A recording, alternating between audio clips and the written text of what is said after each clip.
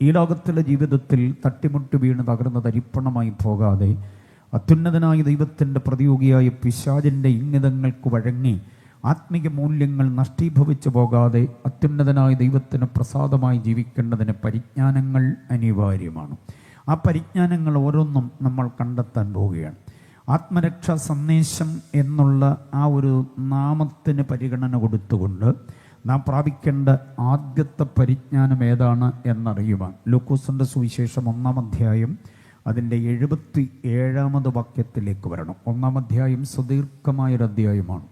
77-ാമത് വാക്യം ഉള്ള ഒരധ്യായം എന്ന് പറയുമ്പോൾ തന്നെ ആ അധ്യായത്തിൻ്റെ വലിപ്പം നിങ്ങൾക്ക് മനസ്സിലാക്കാൻ പറ്റും. ഡോക്ടർ ലൂക്ക് എന്ന അനുഗ്രഹീതനായ എഴുത്തുകാരൻ എഴുതിയ തൻ്റെ സുവിശേഷ ഗ്രന്ഥത്തിൻ്റെ തുടക്കത്തിൽ പ്രസ്താവിക്കപ്പെട്ടിട്ടുള്ളൊരു പരിജ്ഞാനമാണ് 1-ന്റെ-77-ാമത് വാക്യത്തിൽ പറഞ്ഞിരിക്കുന്ന ദൈവത്തിൻ്റെ ആർദ്ര കരുണയാൽ പാപമോചനത്തിന് വേണ്ടി ദൈവം പകർന്നിട്ടുള്ള രക്ഷാപരിജ്ഞാനം. രക്ഷാപരിജ്ഞാനം എല്ലാവരും പ്രാപിച്ചേ പറ്റൂ. രക്ഷാപരിജ്ഞാനത്തെക്കുറിച്ചുള്ള വിളംബരമാണ് ഞങ്ങളുടെ സുവിശേഷ പ്രഘോഷണം.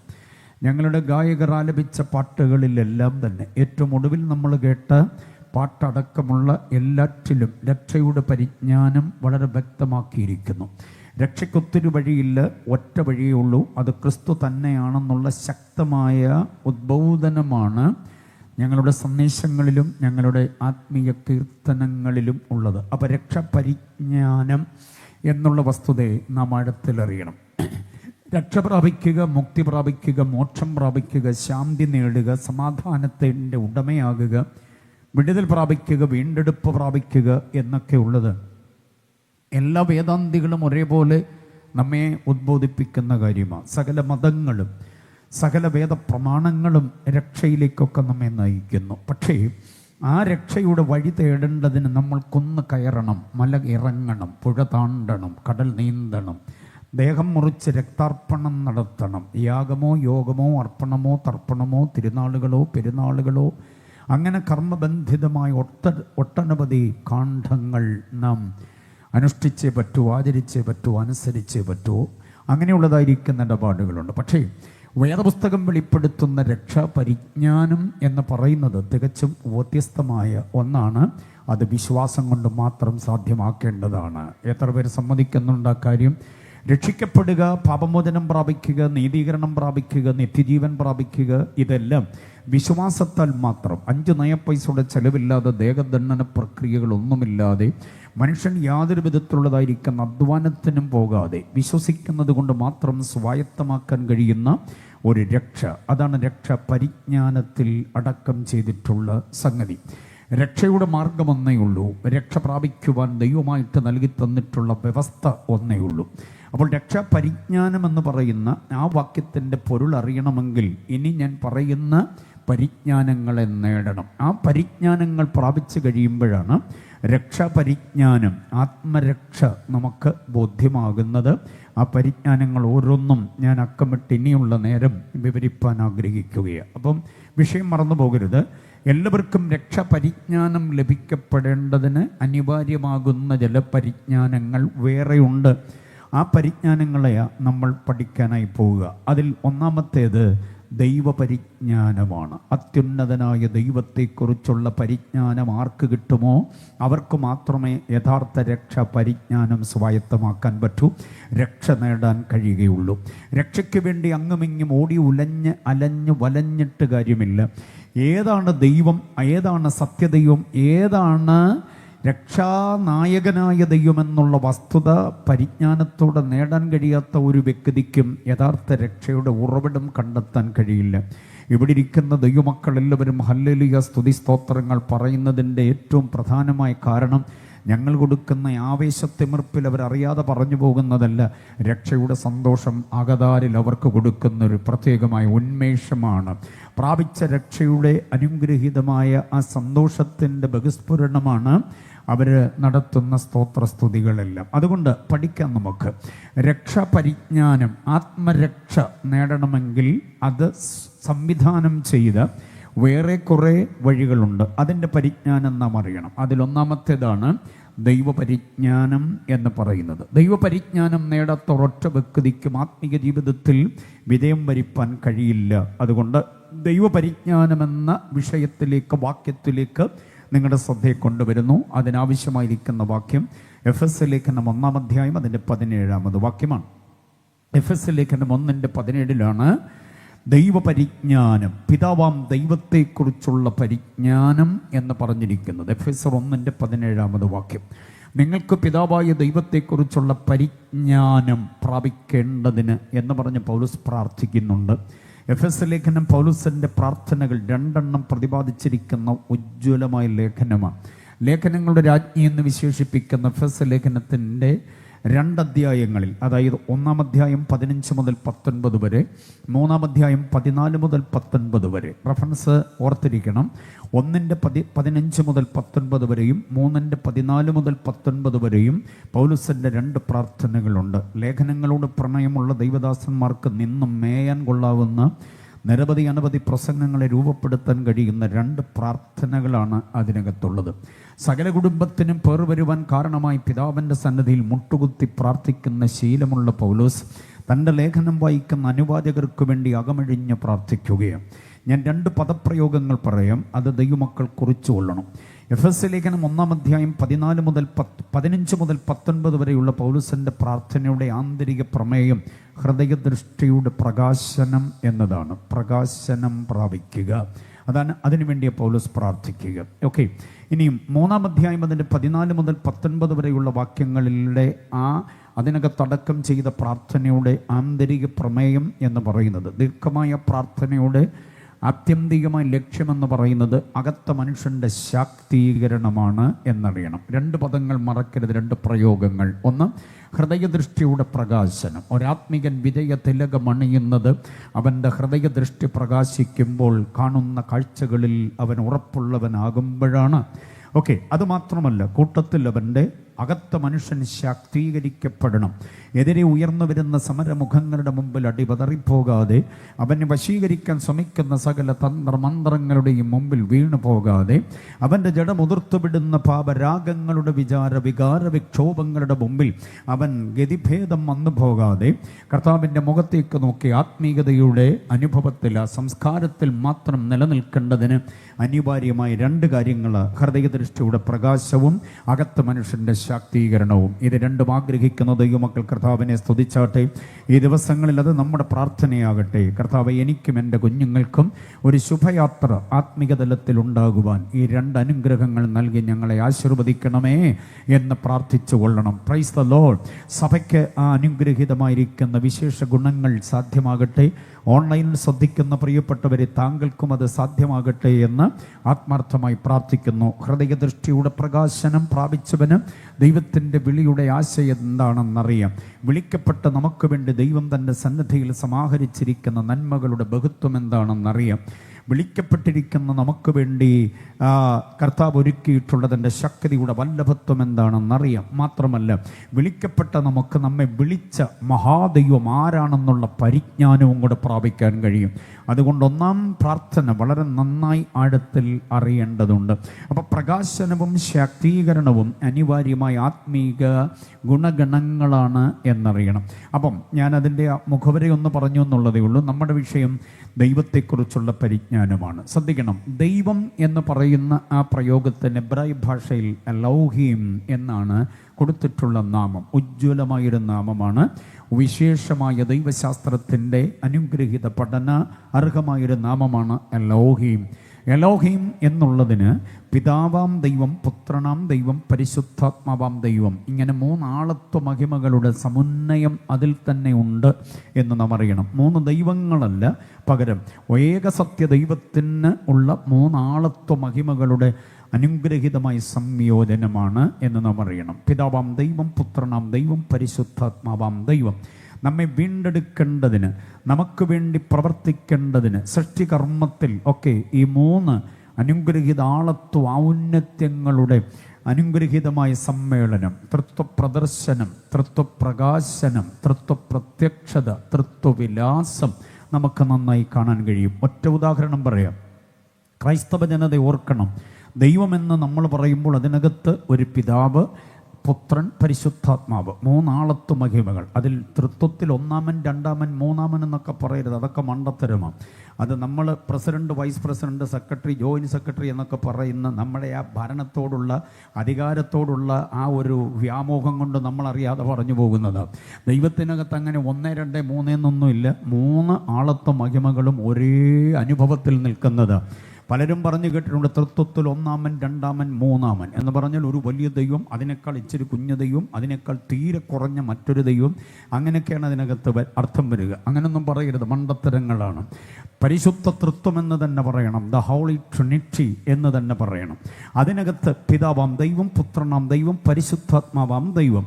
ഈ 3 ആളത്വ മഹിമകൾ 3 അപ്പം തന്നെ 1 അപ്പം തന്നെ പ്രവൃത്തിപദത്തിൽ 3 എന്ന് നമ്മൾ അറിയണം. ഇത് 3 ദൈവത്വത്തിൻ്റെ ഉജ്ജ്വലമായ ഉത്തുംഗ പ്രതാപമാണ്. 3 സർവശക്തിത്വം, സർവജ്ഞാനം, സർവവ്യാപിത്വം, സർവാധികാരം, നിത്യത്വം, ഇതെല്ലാം അടക്കം ചെയ്തിട്ടുണ്ട്. 3 ആളത്വങ്ങൾക്കും ഈ പറയപ്പെട്ട ക്വാളിറ്റികളെല്ലാം ഉണ്ട് എന്ന് നമ്മൾ തിരിച്ചറിയേണ്ടതുണ്ട്. ഇനി ശ്രദ്ധിക്കൂ, നമ്മളെ വീണ്ടെടുക്കുന്ന കാര്യത്തിൽ, നമ്മളെ രക്ഷിക്കുന്ന കാര്യത്തിൽ ഈ തൃത്വവിലാസം, തൃത്വപ്രത്യക്ഷത, തൃത്വവിശാലത നമുക്ക് കാണാൻ കഴിയുന്നുണ്ട്. എങ്ങനെ? ആരും നശിച്ചു പോകാതിരിപ്പാൻ ദൈവം അവനെ നൽകുവാൻ തക്കവണ്ണം ലോകത്തെ സ്നേഹിച്ചു എന്ന മലയാള പ്രയോഗം. ഈ അവനെ, ഇവനെ, നിന്റെ, അവൻ്റെ എന്നൊക്കെയുള്ള പ്രയോഗം നമ്മുടെ പുസ്തകത്തിൻ്റെ ലിപിയന്ത്രണത്തിൽ വന്നുകൂടിയിട്ടുള്ള പ്രധാനമായൊരു പിശകാണ്. അത് നാം തിരിച്ചറിയണം. ദൈവത്തെ കയറി അവനെന്നോ ഇവനെന്നോ ഒക്കെ പറയുന്നത് മലയാളിക്ക് ഒരു മടിയില്ല. പ്രാർത്ഥിക്കാൻ 5 മിനിറ്റ് കൊടുത്താൽ അതിനകത്ത് ഏറ്റവും കുറഞ്ഞത് 15 പ്രാവശ്യം ദൈവത്തെ നീ എന്നും നിൻ്റെ എന്നൊക്കെ വിളിക്കുന്നൊരു സ്വഭാവം നമുക്കേ ഉള്ളൂ. നമ്മുടെ അപ്പുറത്ത് അയൽവാസിയായ തമിഴ്നാട്ടുകാരൻ സഹോദരനോ സഹോദരിയോ ദൈവത്തെ അങ്ങനെ കയറി വിളിക്കത്തില്ല. നമ്മൾ നീ എന്ന് വിളിക്കുമ്പം അവർ നീരേ എന്ന് പറയുന്നതിനകത്തൊരു ആദരവുണ്ട്.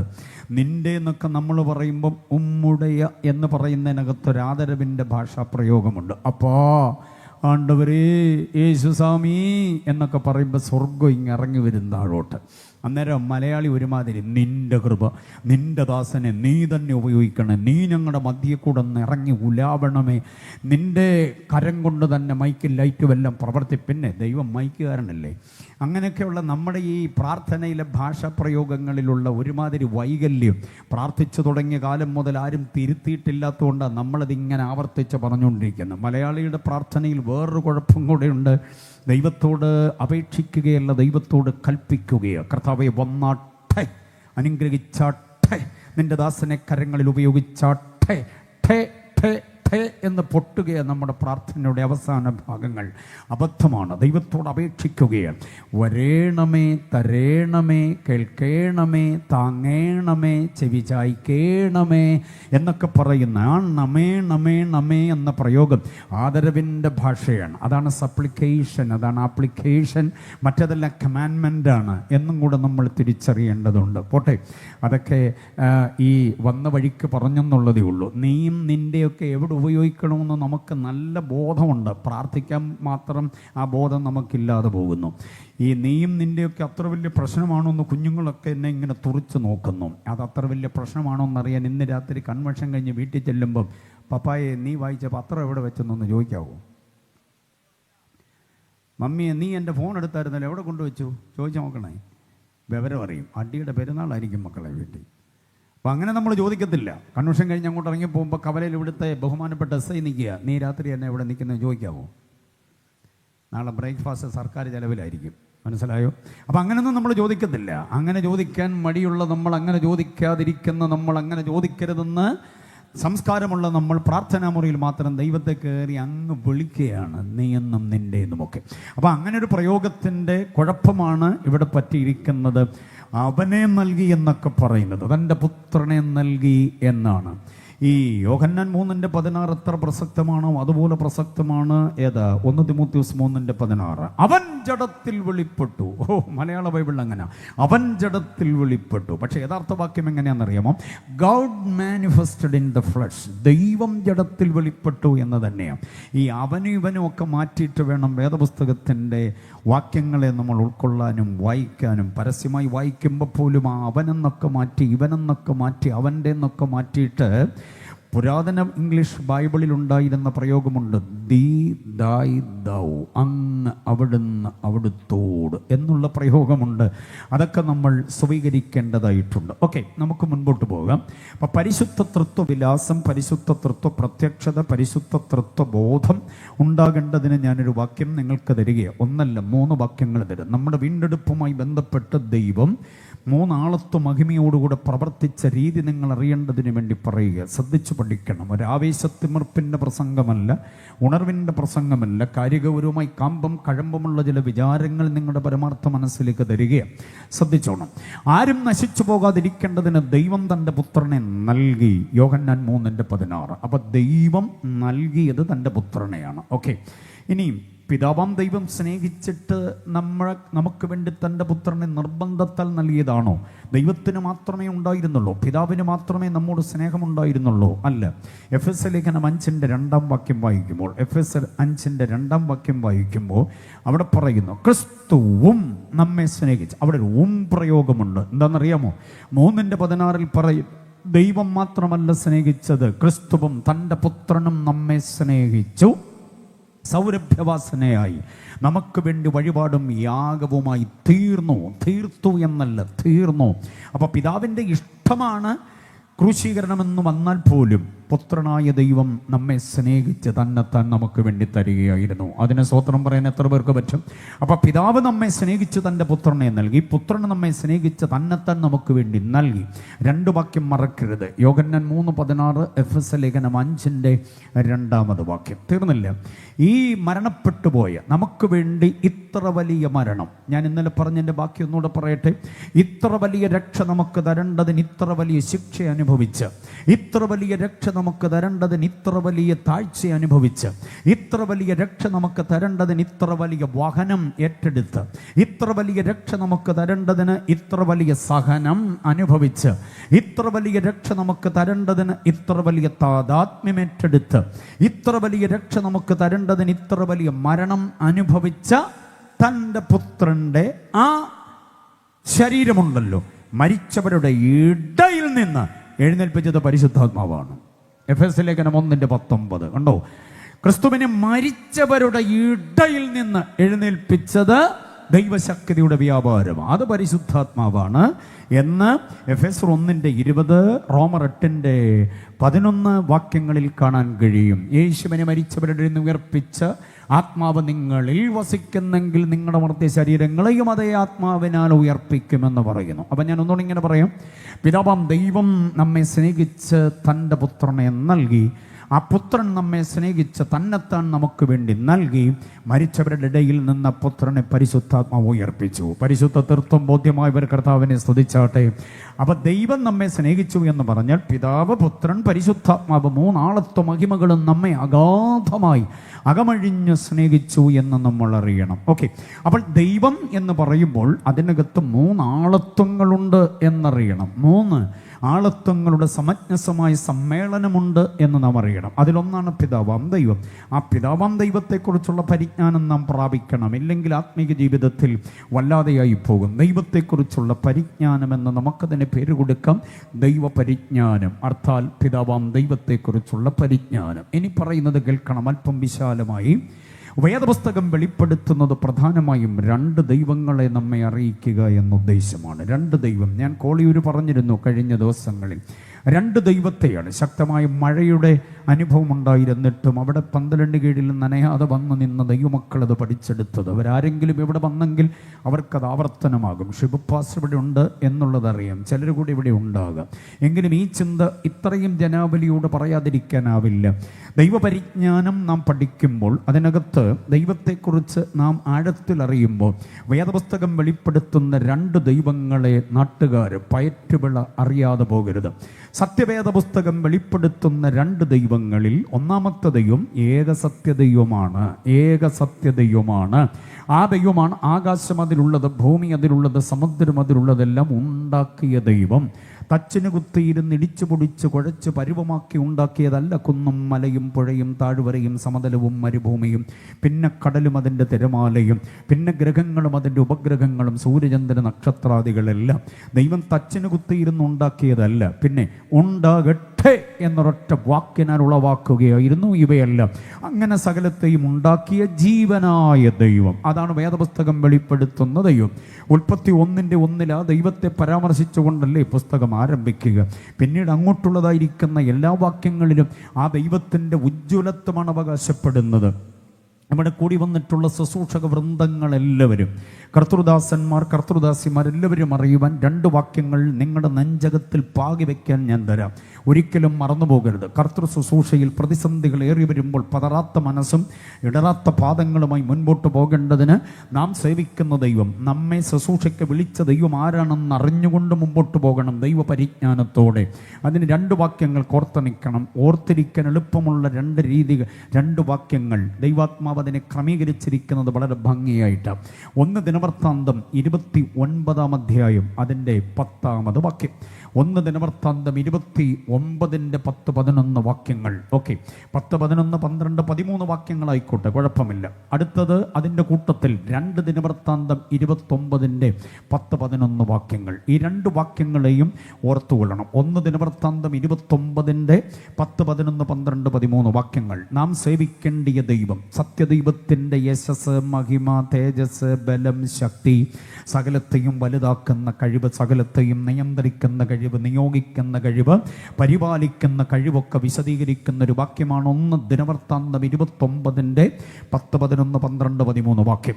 ഇനി ആ ദൈവത്തിൻ്റെ മുമ്പിൽ ശുശ്രൂഷ ചെയ്യേണ്ടതിന് വേണ്ടി നമ്മെ വിളിച്ചിരിക്കുന്നു, ആ ദൈവത്തിന് ധൂപം കാട്ടേണ്ടതിന്, ആ ദൈവത്തിൻ്റെ സന്നിധിയിൽ നിലകൊള്ളേണ്ടതിന് ആ ദൈവം നമ്മെ വിളിച്ചിരിക്കുന്നു എന്ന വാക്യമാണ് 2 ദിനവൃത്താന്തം ക്രോണിക്കിൾസ് ആണ് ഞാൻ പറയുക.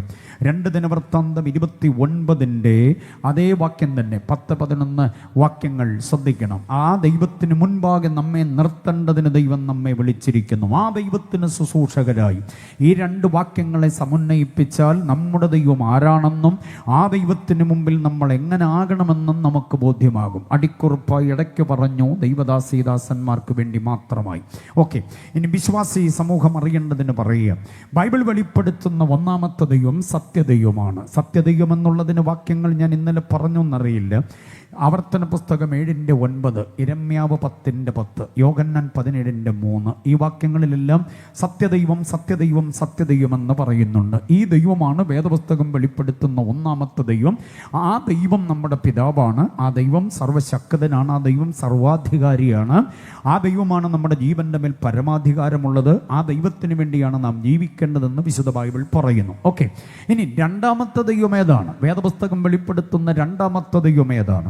ആ ദൈവത്തെക്കുറിച്ചുള്ള വാക്യമാണ് 2 കൊരിന്ത്യർ ലേഖനം 4-ാം അധ്യായം അതിൻ്റെ 4-ാമത് വാക്യം.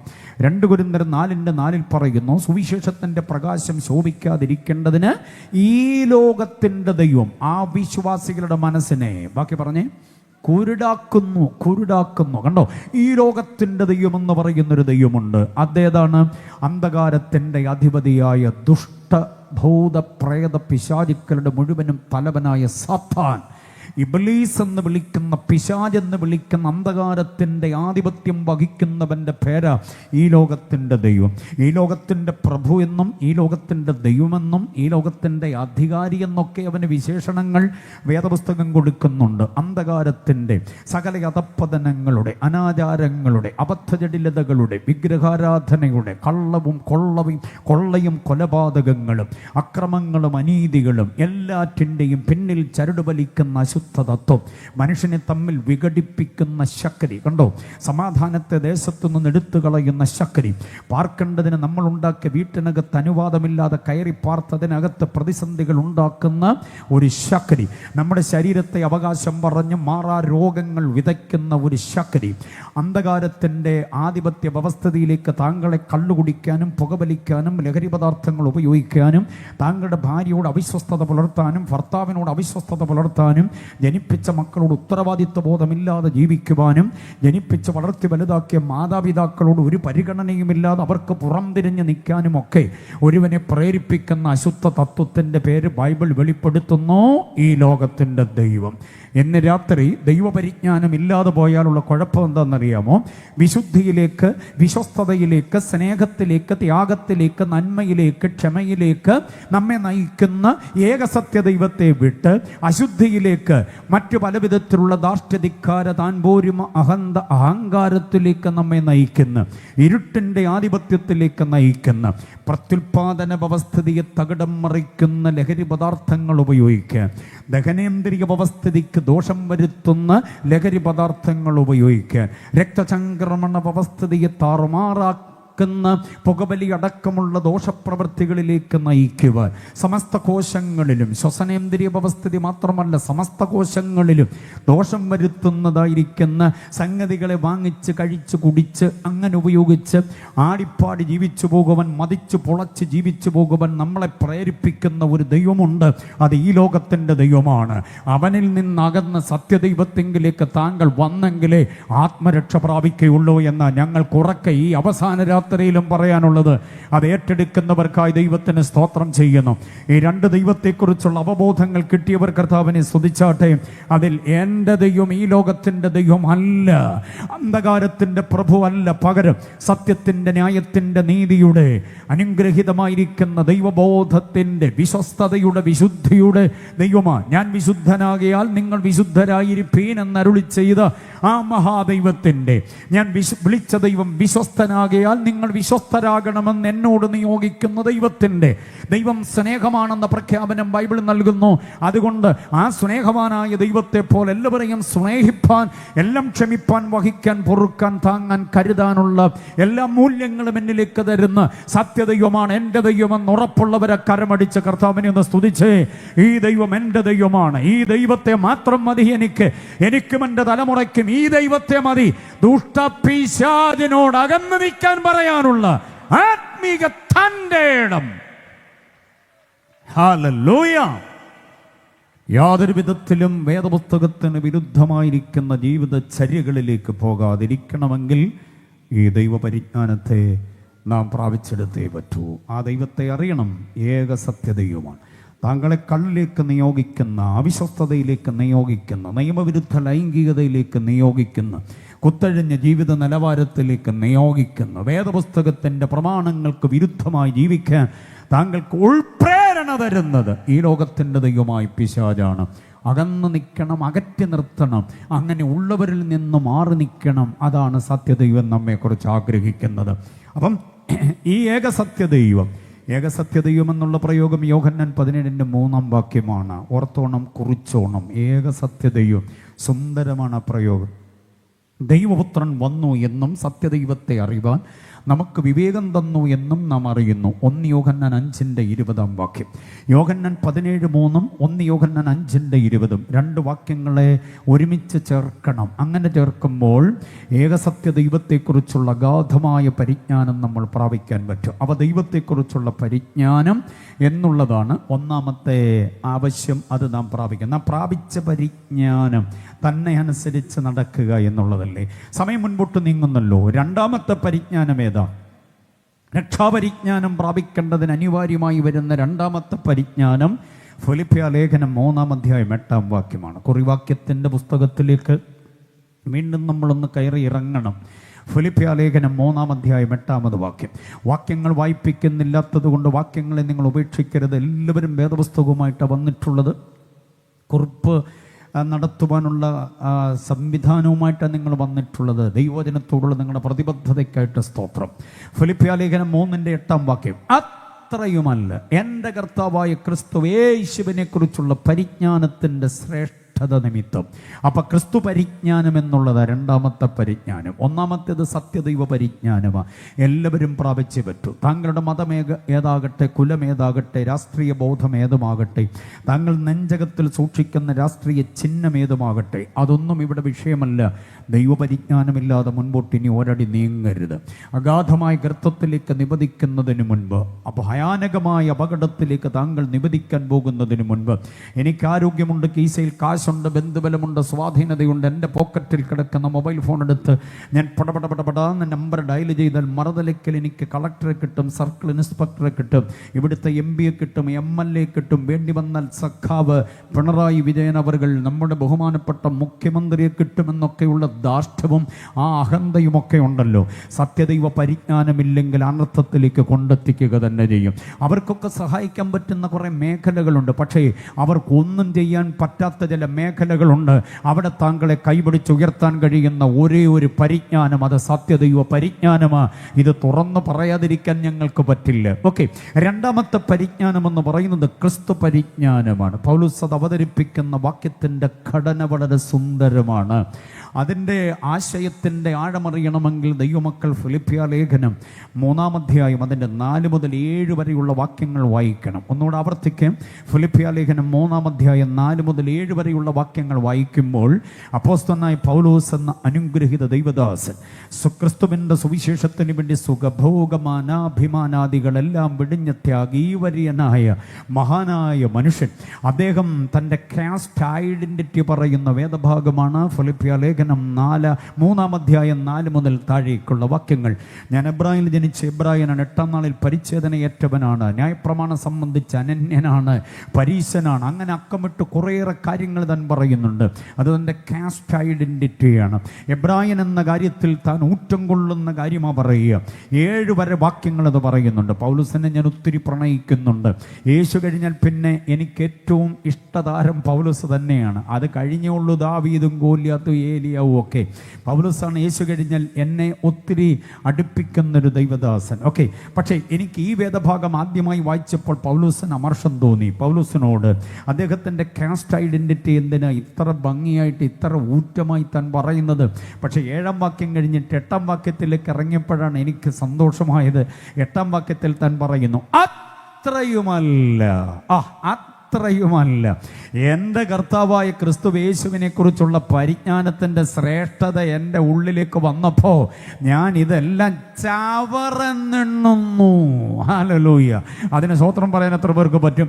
ചവറെന്നെണ്ണുന്നു എന്നാണ്. ദൈവമക്കളോട് രഹസ്യം പറയാം, ചവറെന്നെണ്ണുന്നേ പറയുന്നുള്ളൂ, അല്ലാതെ വേദോസത്തിൽ ഇല്ലാത്ത പദവും പറഞ്ഞു നടക്കരുത്. ചപ്പെന്നൊന്നും അതിനകത്തില്ല. ചവറെന്ന് മാത്രമേ ഉള്ളൂ. വേദോസത്തിൽ ഇല്ലാത്ത പദങ്ങളൊന്നും പറഞ്ഞു നടക്കരുത്. ചവറെന്നെണ്ണുന്നു എന്ന് മാത്രമേ ഉള്ളൂ. ചില പുള്ളികളൊക്കെ മൈക്കിനകത്തൂടെ ചപ്പെന്നും ചവറെന്നും എണ്ണുന്നു, അങ്ങനെയൊന്നും വേദോസത്തിലില്ല. ഓക്കെ, വേദോസത്തിലില്ലാത്ത പദപ്രയോഗങ്ങൾ ഒത്തിരി നമ്മളിങ്ങനെ ആഘോഷിച്ചുകൊണ്ട് നടക്കുന്നുണ്ട്. ആരും നമ്മളെ തിരുത്തുന്നില്ല. അത് ഏറ്റവും വലിയ പ്രശ്നമാണ്. ദൈവത്തെ ആരാധിക്കുന്നവർ ആ മലയിലുമല്ല ഈ മലയിലുമല്ല, അങ്ങനൊരു മലയില്ല ആൻറ്റി. അവിടെ ആ മലയിലുമല്ല യെരുശലേമിലുമല്ലെന്നേ ഉള്ളൂ. നമ്മളവിടെ ഒരു യെരുശലേം ഇടിച്ച് കളഞ്ഞിട്ട് അവിടെ ഒരു മല പണിതിരിക്കുകയാണ്. ആ മലയിലുമല്ല ഈ മലയിലുമല്ല, അങ്ങനെയൊന്നും വാക്യമില്ല എന്ന് പഠിച്ചോണം. വേദോത്സവത്തിൽ ഉള്ളതുപോലെ തന്നെ പറഞ്ഞുകൊണ്ട് നടക്കണം, വേദോത്സവത്തിൽ ഇല്ലാത്തൊന്നും പറയരുത്. ഓക്കെ, അതാണ്. ചിലർ സഭായങ്ങളെ ഉപേക്ഷയായി വിചാരിക്കുന്ന പോലെ, വിചാരിക്കുന്നൊരു പദം പുസ്തകത്തിലെങ്ങും കൊടുത്തിട്ടില്ല. വിചാരിക്കുന്നത് പോലെ എന്നൊരു പ്രയോഗമേ ഇല്ല പുസ്തകത്തിനകത്ത്. സഭായങ്ങളെ ഉപേക്ഷിക്കരുതെന്ന് കൃത്യമായിട്ട് പറഞ്ഞിരിക്കുക. ഓക്കെ, അങ്ങനെ ഒത്തിരി പറയും. അത് പറയാൻ തുടങ്ങി കഴിഞ്ഞാൽ ഒത്തിരി കാര്യങ്ങൾ പറയണം, വിടുന്നു. അപ്പോൾ ഇവിടെ ചവറെന്നെണ്ണുന്നു എന്ന് മാത്രമേ ഉള്ളൂ, ചപ്പെന്നൊന്നും പറഞ്ഞിട്ടില്ല. ചവറ്, ഞാനതിനെ ഏറ്റവും വേസ്റ്റായി തള്ളുന്നു. കാരണം ഞാൻ എബ്രായിൽ ജനിച്ച എബ്രായനെ 8-ാം നാൾ പരിച്ഛേദനയേറ്റവന, ബെന്യാമിൻ ഗോത്രക്കാരനായി എന്നൊക്കെ ഉള്ള കാര്യം ഊറ്റമായി കരുതിയിരുന്നൊരു കാലമുണ്ടായിരുന്നു. പക്ഷേ അത് എന്നിൽ നിന്ന് പുറത്തു കളഞ്ഞത് ക്രിസ്തു പരിജ്ഞാനം അകത്ത് വന്നപ്പോഴാണ്. എത്ര പേർക്ക് മനസ്സിലായി? ഇതിനകത്തോടെ ദൈവസഭയ്ക്ക് എന്തോ ബോധ്യമായി. നമ്മൾ ഊറ്റം കൊള്ളേണ്ടത്, നമ്മൾ അഭിമാനിക്കേണ്ടത്, പ്രശംസിക്കേണ്ടത് നമ്മുടെ തറവാടിത്വത്തിലോ നമ്മുടെ അപ്പന്യ ഗുണത്തിലോ അമ്മ ചുരത്തി തന്ന മുലപ്പാലിൻ്റെ മഹത്വം കൊണ്ട് വളർന്നു വന്നതോ കീശയിലെ കാശിൻ്റെ കനമോ നമ്മുടെ ബന്ധുക്കളുടെ കൂട്ടത്തിൽ ഇന്നാരൊക്കെ ഉണ്ടെന്നുള്ളതൊന്നും നമുക്ക് പ്രശംസിക്കാനുള്ളതല്ല. നമുക്ക് പ്രശംസിക്കാൻ ഒറ്റ സംഗതിയുള്ളൂ, ഞാൻ യേശുവിൻ്റേതായി എന്നുള്ളത്. ക്രിസ്തു പരിജ്ഞാനം അകത്തില്ലാത്തവനാ ജാതിയിൽ പുകഴുന്നത്, ക്രിസ്തു പരിജ്ഞാനം അകത്തില്ലാത്തവനാ ശമ്പളത്തിൽ പുകഴുന്നത്, ക്രിസ്തു പരിജ്ഞാനം അകത്തില്ലാത്തവനാ ഞാൻ ഇന്നാരാന്നൊക്കെ പറഞ്ഞ് ഊറ്റം കാണിക്കുന്നത്. അതൊന്നുമല്ല. ക്രിസ്തു പരിജ്ഞാനം അകത്തുള്ളവന് മാത്രമേ അഭിമാനത്തോടെ പറയാൻ പറ്റൂ. അതാണ് 8-ാം വാക്യത്തിൻ്റെ പ്രത്യേകത. അത്രയുമല്ല എൻ്റെ കർത്താവായ ക്രിസ്തു യേശുവിനെ കുറിച്ചുള്ള പരിജ്ഞാനത്തിൻ്റെ ശ്രേഷ്ഠ നിമിത്തം ഞാനിപ്പോഴും എല്ലാം ഛേദമെന്നെണ്ണുന്നു എന്ന് താൻ പറയുന്നു. താഴോട്ട് പറയുമ്പോൾ പറയുന്നു ചവറെന്നെണ്ണുന്നു എന്നൊക്കെ താൻ പറയുന്നുണ്ട്. അപ്പം ക്രിസ്തു പരിജ്ഞാനം, ക്രിസ്തു ആരാണ്, ക്രിസ്തു എന്തിനാ വന്നത്, ക്രിസ്തുവിൻ്റെ സ്വഭാവ മൂല്യങ്ങൾ എന്താ, ക്രിസ്തുവുമായി ബന്ധപ്പെട്ട് പരിജ്ഞാനത്തെ പഠിക്കുമ്പോൾ 2 പ്രധാന കാര്യങ്ങൾ ദൈവമക്കൾ ആഴത്തിലറിയണം. പയറ്റുള്ള ദേശവാസികൾ കേൾക്കണം. ക്രിസ്തു പരിജ്ഞാനം പഠിക്കുമ്പോൾ അതിൽ ഏറ്റവും ഊറ്റമുള്ള 2 കാര്യമുണ്ട്. ഒന്ന്, ക്രിസ്തുവിൻ്റെ മനുഷ്യത്വത്തിൻ്റെ തിളക്കം. 2, ക്രിസ്തുവിൻ്റെ ദൈവത്വത്തിൻ്റെ മഹത്വം. ഇത് രണ്ടും ചേർത്ത് പഠിക്കുമ്പോഴാണ് ക്രിസ്തുവിനോട് നമുക്ക് പ്രതിബദ്ധതയും ക്രിസ്തുവിനോട് ആദരവും ക്രിസ്തുവിൻ്റെ മുമ്പാകെ സമർപ്പണവും ഉണ്ടാകുന്നത്. ക്രിസ്തുവിന് വേണ്ടിയുള്ള ധർമ്മകർമ്മങ്ങളിൽ ഉഴപ്പ് കാണിക്കാതെ സാമർഥ്യത്തോടെ സമർപ്പണത്തോടെ നിൽക്കണമെങ്കിൽ ക്രിസ്തുവുമായി ബന്ധപ്പെട്ട് ഒന്ന് മനുഷ്യത്വത്തിൻ്റെ തിളക്കം, രണ്ട് ദൈവത്വത്തിൻ്റെ മഹത്വം. എത്ര പേര് ആഗ്രഹിക്കുന്നുണ്ട് ആ വിഷയത്തിൻ്റെ ആഴമറിയുവാൻ? വിശ്വാസ ജീവിതത്തിൻ്റെ വഴിത്താരയിൽ മനുഷ്യത്വത്തിൻ്റെ തിളക്കമറിയുവാൻ സമയമെടുക്കണം. എന്താണ് മനുഷ്യത്വത്തിൻ്റെ തിളക്കം? 3 വാക്യങ്ങൾ ഓർത്തിരുന്നാൽ മതി മനുഷ്യത്വത്തിൻ്റെ തിളക്കമറിയാൻ. ഒന്ന് ലൂക്കോസ് 1:35, ഉണ്ടാകുന്ന വിശുദ്ധ പ്രജ. അത്യുന്നതൻ്റെ ശക്തി നിന്റെ മേൽ നിഴലിടുമ്പോൾ ഉണ്ടാകുന്ന വിശുദ്ധ പ്രജ എന്ന് പറഞ്ഞിരിക്കുന്ന പ്രയോഗം മനുഷ്യത്വത്തിൻ്റെ തിളക്കമാണ്. ജനിക്കുന്നതിന് മുൻപ് ജനിക്കാൻ പോകുന്ന പ്രജ, കുഞ്ഞ്, ശിശു, പൈതൽ വിശുദ്ധമായിരിക്കുമെന്ന് പറഞ്ഞു വെച്ചതുപോലെ തന്നെ ജനിച്ച ശേഷം വിശുദ്ധിക്ക് വിരുദ്ധമായി ഒന്നും ചെയ്യാതെ വിശുദ്ധനായി തന്നെ ജീവിച്ച കർത്താവിനോട് സ്തോത്രം പറഞ്ഞാട്ടെ. തൻ്റെ ബാല്യവും തൻ്റെ കൗമാരവും തൻ്റെ യൗവനവും എന്ന് പറയുന്നത് അമ്മയ്ക്ക് തലവേദനയായിരുന്നില്ല, അപ്പന് നാണംകേടായിരുന്നില്ല, നാട്ടുകാർക്കും വീട്ടുകാർക്കും അപമാനമായിരുന്നില്ല. മനസ്സിലായോ? ഏറ്റവും ശാന്തമായി സൗമ്യമായി അച്ചടക്കത്തോടെ വിനീത വിധേയനായി തന്നെ വളർത്തിയ യോസഫിനും തന്നെ പെറ്റുവളർത്തിയ മറിയയ്ക്കും അതേപോലെ തന്നെ പാർത്തലത്തിലേക്ക് ദൗത്യ നിർവഹണത്തിന് വേണ്ടി അയച്ച് തകർത്ത് കളയാനാണെങ്കിലും തന്നെ ഈ പാർത്തലത്തിലേക്ക് അയച്ച് പിതാവാം ദൈവത്തിന് മുൻപാകെയുള്ള വിനീത വിധേയത്വത്തോടെ ജീവിച്ച മാതൃക കാട്ടിയ ഒരുവനെക്കുറിച്ച് ജനിക്കുന്നതിന് മുൻപേ പറഞ്ഞത് വിശുദ്ധ പ്രജ എന്നാണ്. ആ വാക്യം മറക്കല്ലേ, കുഞ്ഞുങ്ങളൊക്കെ ഓർത്തോണേ. ആ വാക്യത്തിൻ്റെ അടിസ്ഥാനത്തിൽ വേണം ജീവിക്കാൻ. വിശുദ്ധ പ്രജയായി തന്നെ ജീവിക്കണം. വിശുദ്ധിയുടെ തട്ടകം വിട്ടു പോകരുത്. പഠനകാലത്തും ഉപരിപഠനകാലത്തും ഉപജീവനത്തിൻ്റെ വഴിത്താരകളിലും വിശുദ്ധിയുടെ മാർഗം വിട്ടു പോകരുത്. കൂട്ടുകാർ വെച്ച് നീട്ടുന്നത് കഴിക്കാനും കുടിക്കാനും തട്ടാനും മുട്ടാനും ഉരുമാനും ഒരയാനും ഗെറ്റ് ടുഗദറുകൾ പങ്കെടുക്കാനും പോകുന്നതിലൂടെ നിന്റെ ആത്മീയത പണയം പെട്ടു പോകരുത്. WhatsApp, YouTube, Facebook, Twitter, Instagram അടക്കമുള്ള യാതൊരു സോഷ്യൽ മീഡിയയിലും തട്ടിമുട്ടി വീണ് തകർന്ന് തരിപ്പണമായി പോകരുത്. മാതാപിതാക്കളുടെ കണ്ണുനീരിനും അവരുടെ അധ്വാനത്തിനും ഒക്കെ ഫലമുണ്ടാകത്തക്ക നിലയിൽ അവരെ വിഭാവന ചെയ്യുന്നതിനപ്പുറമായ ആത്മീയ നേട്ടങ്ങളിലേക്ക് കൊണ്ടെത്തിക്കാൻ കഴിയണം. ആരും നിന്നെ ചതിക്കരുത്. 1. 2, ആരും നിന്റെ വിരുദ്ധ തെറ്റിക്കരുത്. 3, ആരും നിന്നെ കവർന്നു കളയരുത്. 4, ആരും നിന്നെ വിധിക്കാൻ പാടില്ല. ഈ മുന്നറിയിപ്പുകളുടെ കൂട്ടത്തിൽ ഒന്നുകൂടെ, ആരും നിന്നെ വലിച്ചു കൊണ്ടുപോകരുത് അനാത്മികതയിലേക്ക്. ഏതെങ്കിലും ഒരു സ്വകാര്യ സുഖത്തിന് വേണ്ടി, ഏതെങ്കിലും സ്വകാര്യ സ്വാർത്ഥതയ്ക്ക് വേണ്ടി ആർക്കും നിന്നെ വിട്ടുകൊടുക്കരുത്. ആണും പെണ്ണും സൂക്ഷിച്ചു കൊള്ളണം.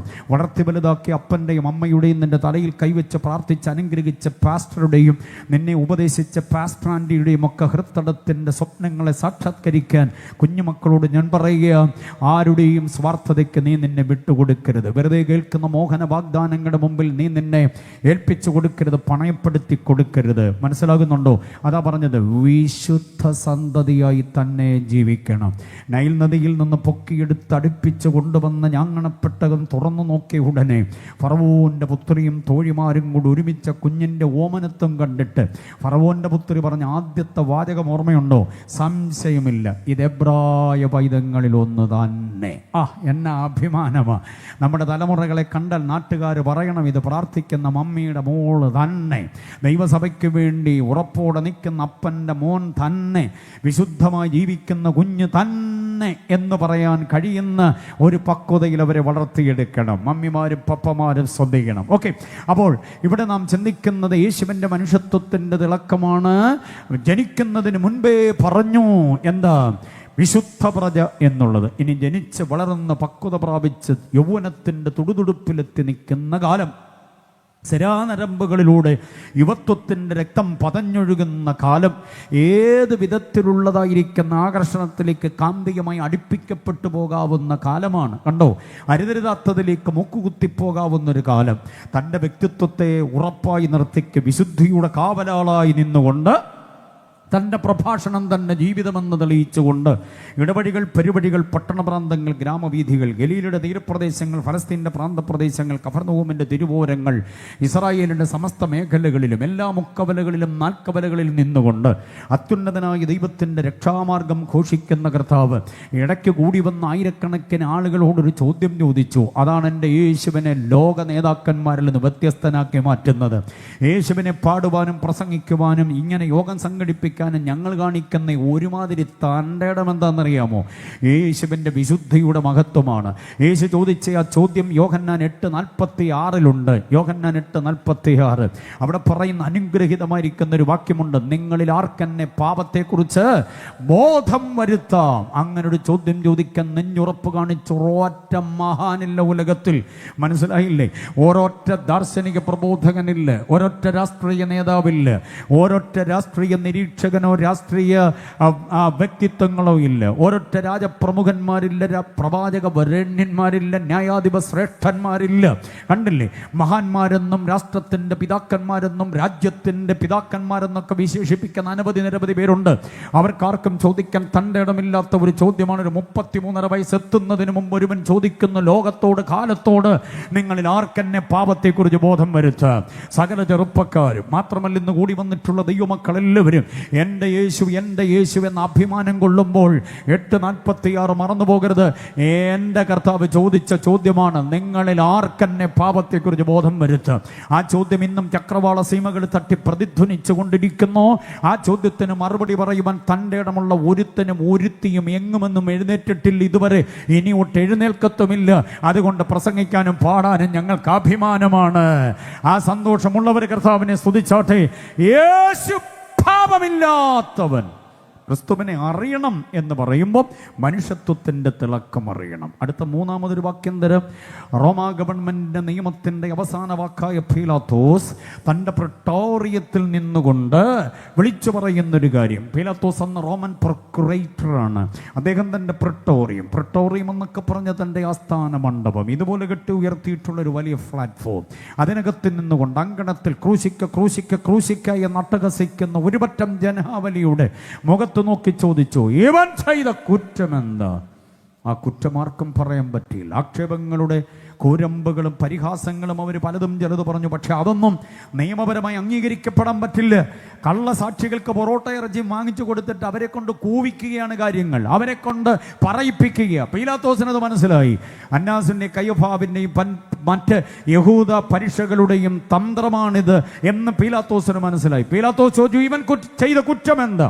അവർക്കാർക്കും അത് പറയാൻ പറ്റിയില്ല. ഒടുവിൽ പീലാത്തോസ് വിളിച്ചു പറയുന്നൊരു കാര്യം, ഞാൻ ഇവനിലൊരു കുറ്റവും കാണുന്നില്ല. ഞാൻ ഓർത്ത് അത് പറയുമ്പോൾ നിങ്ങൾ സ്വത്രം പറയുമെന്നാണ് വിചാരിച്ചേ. പീലാത്തോസ് പറയുകയാണ്, ജാതീയ ചക്രവർത്തി പറയുക, ഞാൻ ഇവനിലൊരു കുറ്റവും കാണുന്നില്ല. അതാണ് നമ്മുടെ കർത്താവ്. എത്ര പേർക്ക് സ്തോത്രം പറയാൻ പറ്റും? അതാണ് അവൻ്റെ മനുഷ്യത്വത്തിൻ്റെ തിളക്കമെന്ന് പറയുന്നത്. യേശുവിന് സ്തോത്രം എന്ന് പറയുമ്പോൾ, ആരാധന എന്ന് പറയുമ്പോൾ, സ്തുതി എന്ന് പറയുമ്പോൾ, യേശുവിന് വേണ്ടി ഞാൻ എന്നെ സമർപ്പിച്ചിരിക്കുന്നു എന്ന് പറയുമ്പോൾ നിങ്ങൾക്കാർക്കും അബദ്ധം പറ്റിയിട്ടില്ല. ഒരു കുറ്റവും ഇല്ലാത്ത ഒരുവനെയാണ് നാം ഉൾക്കൊണ്ടിട്ടുള്ളത്. അപ്പൊ ക്രിസ്തു യേശുവിൻ്റെ മനുഷ്യത്വത്തിൻ്റെ തിളക്കം ഈ 3 വാക്യങ്ങളിൽ ഞാൻ സംഗ്രഹിച്ചു തരികയാണ്. ഇനി അവൻ്റെ ദൈവത്വത്തെക്കുറിച്ച് പഠിക്കണം. യേശുവിൻ്റെ ദൈവത്വത്തിൻ്റെ മഹത്വത്തെക്കുറിച്ച് പഠിക്കുമ്പോൾ വാക്യങ്ങൾ 1, 2, 3, 4, 5, 6, 7, 8 എന്നിങ്ങനെ അക്കമിട്ട് പറയണം. സമയമില്ല, ഈ രാത്രിക്ക് നീളമില്ല. എനിക്ക് അനുവദിച്ച സമയത്തിനപ്പുറത്തേക്ക് അത് കടന്നു പോകും എന്ന് പേടിച്ചുകൊണ്ട് അധികം പോകുന്നില്ല. എങ്കിലും ഉള്ളിൻ്റെ ഉള്ളിൽ സംഗ്രഹിച്ചു വയ്ക്കുവാൻ യേശുവെന്ന യുഗപുരുഷൻ്റെ ദൈവത്വത്തിൻ്റെ അനുഗ്രഹീതമായ ആ അനുഗ്രഹിക്കപ്പെട്ട മഹത്വത്തിൻ്റെ ചില വാക്യങ്ങൾ ഞാൻ പറയാം. ദൈവദാസന്മാരതിനെ പ്രസംഗമാക്കിക്കൊള്ളണം. നിങ്ങളുടെ ഇടവകയിൽ നിങ്ങളതിനെ പ്രസംഗമാക്കി പരുവപ്പെടുത്തി ജനത്തിൻ്റെ ഉൾത്തടത്തിലേക്ക് പകർന്നു കൊടുക്കണമെന്ന ശുപാർശയോടുകൂടെ ഞാൻ ചില വാക്യങ്ങളെ പറയാം. യേശുവിൻ്റെ ദൈവത്വത്തിൻ്റെ ഔന്നത്യം, യേശുവിൻ്റെ ദൈവത്വത്തിൻ്റെ മഹത്വം. വാക്യങ്ങൾ മാത്രം പറയാം, വിവരിക്കാൻ നേരമെടുക്കുന്നില്ല. വിവരണം നിങ്ങൾക്ക് വിട്ടുതരികയാണ്. ക്രിസ്തു പരിജ്ഞാനത്തിൽ ഈ കാര്യം അറിയാതെ പോകരുത്. ക്രിസ്തു എങ്ങനെയുള്ള ദൈവമാണെന്നറിയാമോ? തീത്തോസ് 2:12 പറയുന്നു, മഹാദൈവമാണ്, മഹാദൈവം. വിഷമതകളുടെ ആധിക്യത്തിൽ പെട്ടുപോയ സകല ദൈവമക്കൾക്കും ആശ്രയിപ്പാൻ പറ്റുന്ന അനുഗ്രഹീതമായൊരു വാക്യം. ആവർത്തിച്ചുരുവിടുമ്പോൾ ആത്മീയ ആവേശം അകത്തളങ്ങളിലേക്ക് ഇരച്ചു കയറുവാൻ പര്യാപ്തമായ നിലയിൽ സജ്ജമാക്കിയിട്ടുള്ള പൗലോസിന്റെ അനുഗ്രഹീതമായൊരു വേദവാക്യമാണത്. തീത്തോസ് 2:12. മഹാദൈവവും നമ്മുടെ രക്ഷകനുമായ യേശു. ഹല്ലേലൂയ. സ്വത്രം പറഞ്ഞില്ല പയറ്റുപിള്ള. അത്രയും വലിയ വാക്യം പറഞ്ഞിട്ടൊരു സ്വത്രം പറയാതെ വാപൂട്ടിയിരിക്കുന്നത് സങ്കടമാണ്. ആ വാക്യം കേട്ടോ നിങ്ങൾ. മഹാദൈവമാണ് ക്രിസ്തുവെന്നാണ്. സാധാ ദൈവമല്ല, മഹാദൈവമാണ്. ഏതെങ്കിലും ഒരു ശില്പിയുടെ മനോമുകുരത്തിൽ വിരിഞ്ഞ ചാതുര്യതയ്ക്കനുസരിച്ച് അവൻ തച്ചിന് കുത്തിയിരുന്ന് ഉണ്ടാക്കിയ ദൈവമല്ല മഹാദൈവം. മഹാദൈവത്തെ ആർക്കും ഉണ്ടാക്കാൻ പറ്റില്ല. മഹാദൈവം ആരുടെയെങ്കിലും ആ വാഹനത്തിൽ വന്ന് എന്തിനെ എവിടെങ്കിലും കുടിയിരിക്കുന്ന ദൈവമല്ല, എവിടെങ്കിലും ആവാഹിപ്പിച്ച് വെക്കാൻ പറ്റുന്ന ദൈവമല്ല. അങ്ങനെയൊക്കെ ഉള്ളത് ഉണ്ടായിരിക്കാം. അതിനെല്ലാം മീതെ മഹാദൈവമാണ് എൻ്റെ കർത്താവ് എന്ന് പറയുമ്പോൾ സ്തോത്രം ചെയ്യാൻ കഴിയുന്നവർ എത്ര പേരുണ്ട്? ആ ദൈവമാണ് നമ്മുടെ ദൈവം എന്ന് തിരിച്ചറിയണം. ക്രിസ്തു അങ്ങനെ ഒരു ദൈവമാണ്, മഹാദൈവം. തച്ചന് കുത്തിയിരുന്ന് ചെയ്യുന്ന ദുർമന്ത്രവാദങ്ങളുടെ, ആഭിചാരങ്ങളുടെ, വിളിച്ചു ചൊല്ലലുകളുടെ, നേർച്ച കാഴ്ചകളുടെ നിന്റെ പതനം കാണാൻ ആഗ്രഹിച്ചുകൊണ്ട് ചെയ്തു കൂട്ടുന്ന സകല ചൈത്യദോഷങ്ങളും നിഷ്പ്രഭമാക്കാൻ കഴിയുന്നൊരു ദൈവത്തിന് കൊടുക്കാവുന്ന പേരാണ് മഹാദൈവം.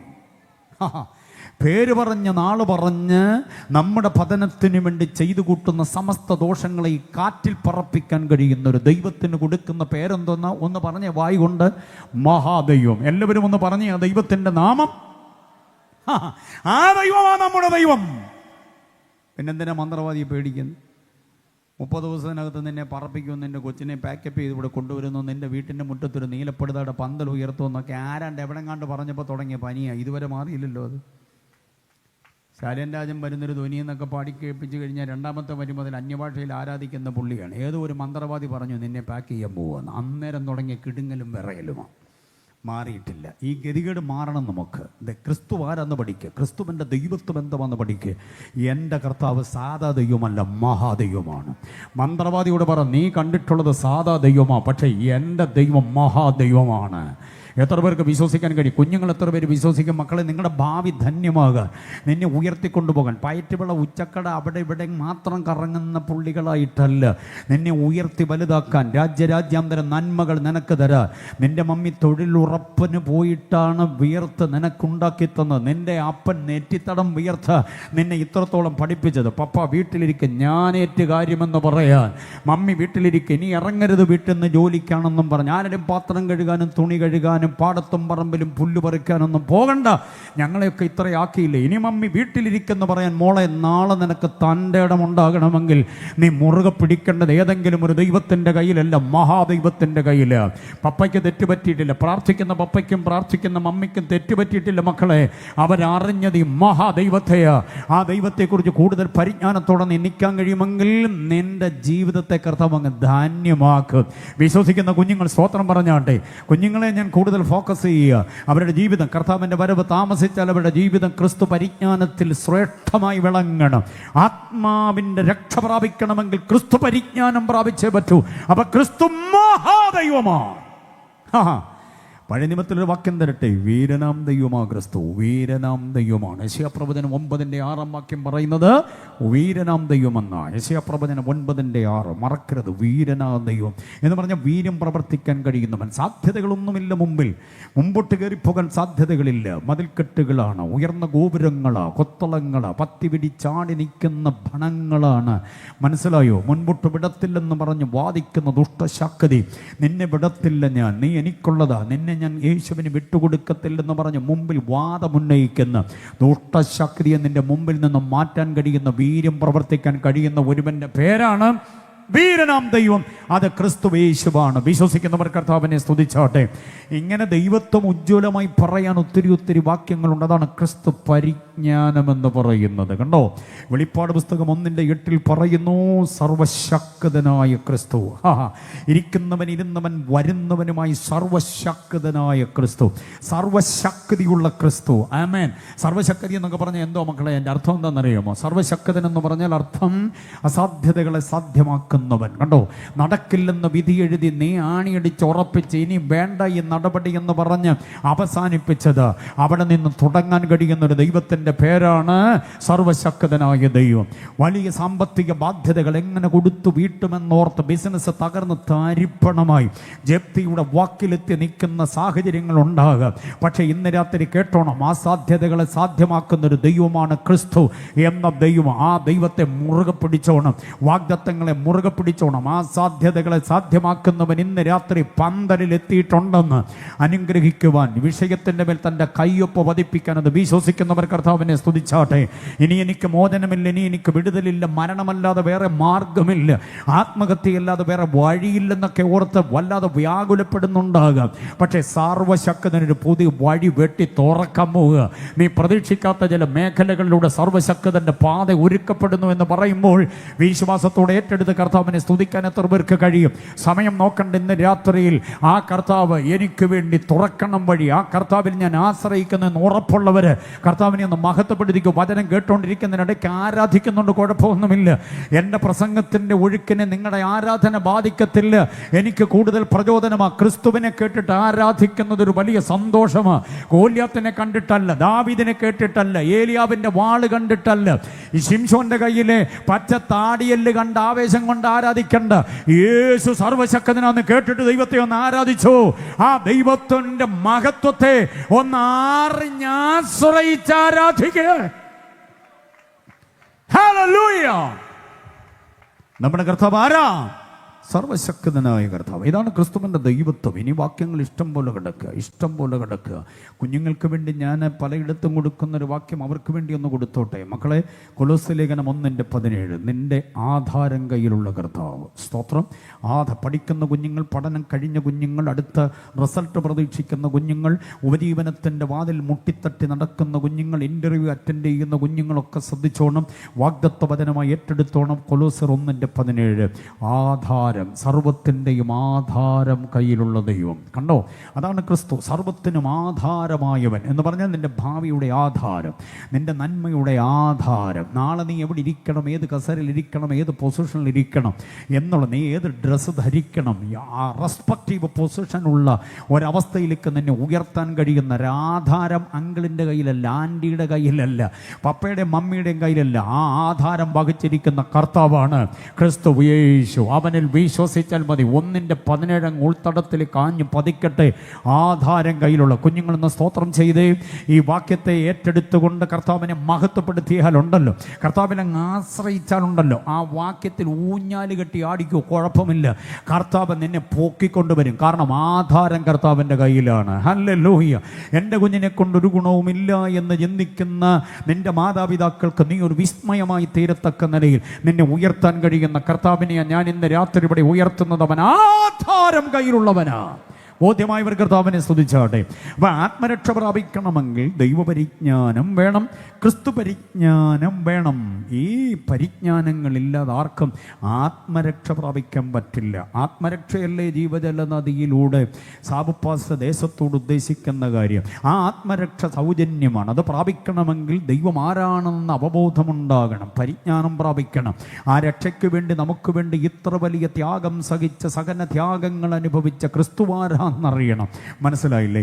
മൂന്നാമതൊരു കാര്യം കൂടെ, ആ ആത്മരക്ഷയിലേക്ക് നമ്മെ നയിക്കുന്ന ഒരു ആത്മാവിനെ കുറിച്ചുള്ള പരിജ്ഞാനം പ്രാപിക്കണം. അതാണ് പരിശുദ്ധാത്മ പരിജ്ഞാനം എന്ന് പറയുക. അപ്പോൾ അക്കമിട്ട് പഠിച്ചോണേ. 1 സത്യദൈവ പരിജ്ഞാനം, 2 ക്രിസ്തു പരിജ്ഞാനം, 3 ദൈവാത്മാവിനെ കുറിച്ചുള്ള പരിജ്ഞാനം. വാക്യം ഏതാണെന്നറിയാമോ? എഫെസ് ലേഖനം 1-ാം അധ്യായം അതിൻ്റെ 19-ാമത് വാക്യം. എഫെസർ 1:19. അവിടെ പറയുന്ന ഇങ്ങനെയാ, വിശ്വസിക്കുന്നവർക്ക് വേണ്ടി വ്യാപരിക്കുന്നവൻ്റെ ശക്തിയുടെ അളവറ്റ വലിപ്പം ഇന്നതെന്ന് നിങ്ങൾ എന്തോ ചെയ്യണം? അറിയണം. ആ പരിജ്ഞാനം പ്രാപിക്കണമെന്ന് തന്നെയാണ് അതിൻ്റെ അർത്ഥം. വിശ്വസിക്കുന്ന നമുക്ക് വേണ്ടി വ്യാപരിക്കുന്ന ശക്തിയെക്കുറിച്ചുള്ള പരിജ്ഞാനം നിങ്ങൾ പ്രാപിക്കണമെന്നാണ് പൗലോസ് പറയുന്നത്. ദേ കേട്ടോണം, പെന്തക്കോസ്ത് ജനത പാട്ടിൻ്റെ താളത്തിനനുസരിച്ച് അന്യഭാഷ പറയാൻ മാത്രമല്ല ഈ ശക്തിയുടെ വ്യാപാരം. മനസ്സിലാകുന്നുണ്ടോ? ശക്തിയുടെ വ്യാപാരത്തെക്കുറിച്ച് 1, 2, 3, 4 ഉപപിരിവുകൾ ഞാൻ പറയാം. ശക്തിയുടെ പരിജ്ഞാനത്തെക്കുറിച്ച് അനുബന്ധങ്ങളായി 1, 2, 3, 4 കാര്യങ്ങൾ ഞാൻ പറയാം. ശ്രദ്ധിച്ച് കേട്ടോണം. യൂത്ത്സ്, പാസ്റ്റേഴ്സ്, ബൈബിൾ വിദ്യാർത്ഥികൾ, വിശ്വാസ സമൂഹങ്ങൾ ഒക്കെ ശ്രദ്ധിച്ചോണം. നിങ്ങൾക്ക് വേണ്ടി പരിശുദ്ധാത്മാ പരിജ്ഞാനത്തെക്കുറിച്ച് പറയാം. ഇവിടെ പറയുന്നത് വിശ്വസിക്കുന്നവർക്ക് വേണ്ടി വ്യാപരിക്കുന്നവൻ്റെ ശക്തിയുടെ അളവറ്റ വലിപ്പം എന്ന് പറയുന്നതിലേക്ക് ഞാൻ വരാം. അതിനു മുമ്പ് ദൈവശക്തിയുടെ വ്യത്യസ്തതകളും വ്യതിരക്തതകളുമുള്ള പ്രയോഗ രീതികളുടെ വാക്യങ്ങൾ ഞാൻ തരാം. അതിൽ 1-ാമത്തെ വാക്യമാണ് അപ്പോസ്തലപ്രവൃത്തി 1:8 വാക്യം. Book of acts chapter 1:8. അവിടെ എന്താ വായിക്കുന്നതെന്ന് അറിയാമോ? പരിശുദ്ധാത്മാവ് നിങ്ങളുടെ മേൽ വരുമ്പോൾ നിങ്ങൾക്ക് എന്തോ കിട്ടും? ശക്തി ലഭിക്കുമെന്ന് പറയുന്നു. അവിടെ വേറെ വിശേഷണങ്ങളൊന്നുമില്ലാതെ പറയുന്നൊരു പ്രയോഗം ദ പവർ എന്നാണ്. ശക്തിയുടെ ആത്മാവ്. കണ്ടോ? ആ ശക്തിയുടെ ആത്മാവ് എന്തിനാണ്? ശ്രദ്ധിച്ച് കേട്ടോണം. സുവിശേഷീകരണത്തിനാണ് ശക്തിയുടെ ആത്മാവ്. സുവിശേഷീകരണത്തിൻ്റെ ഭാഗമായിട്ടാണ് ജീവജല നദിയുടെ പ്രോഗ്രാം ഇവിടെ നടക്കുക. സുവിശേഷീകരണത്തിൻ്റെ ഭാഗമാണ് കവലയിലെ പ്രസംഗം. സുവിശേഷീകരണത്തിൻ്റെ ഭാഗമാണ് ട്രാക്റ്റ് കൊടുക്കുക. സുവിശേഷീകരണത്തിൻ്റെ ഭാഗമാണ് വീട് വീടാന്തരം കയറി ഇറങ്ങി പറയുക. സുവിശേഷീകരണത്തിൻ്റെ ഭാഗമാണ് പരുവത്തിന് ഒരാളിനെ കിട്ടിയാൽ അവനോട് സുവിശേഷം പറയുക. അപ്പോൾ അതിന് നമുക്ക് ശക്തി വേണം. അത് പ്രാപിക്കാൻ ആഗ്രഹിക്കുന്നവർ എത്ര പേരുണ്ട്?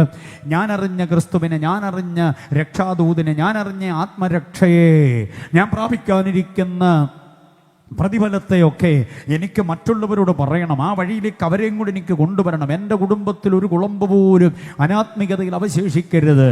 ദുരുപദേശത്തിലും അധമമായിരിക്കുന്ന വഴിത്താരയിലും കള്ളുകുടിയിലും പുകവലിയിലും ആയിപ്പോകരുത്.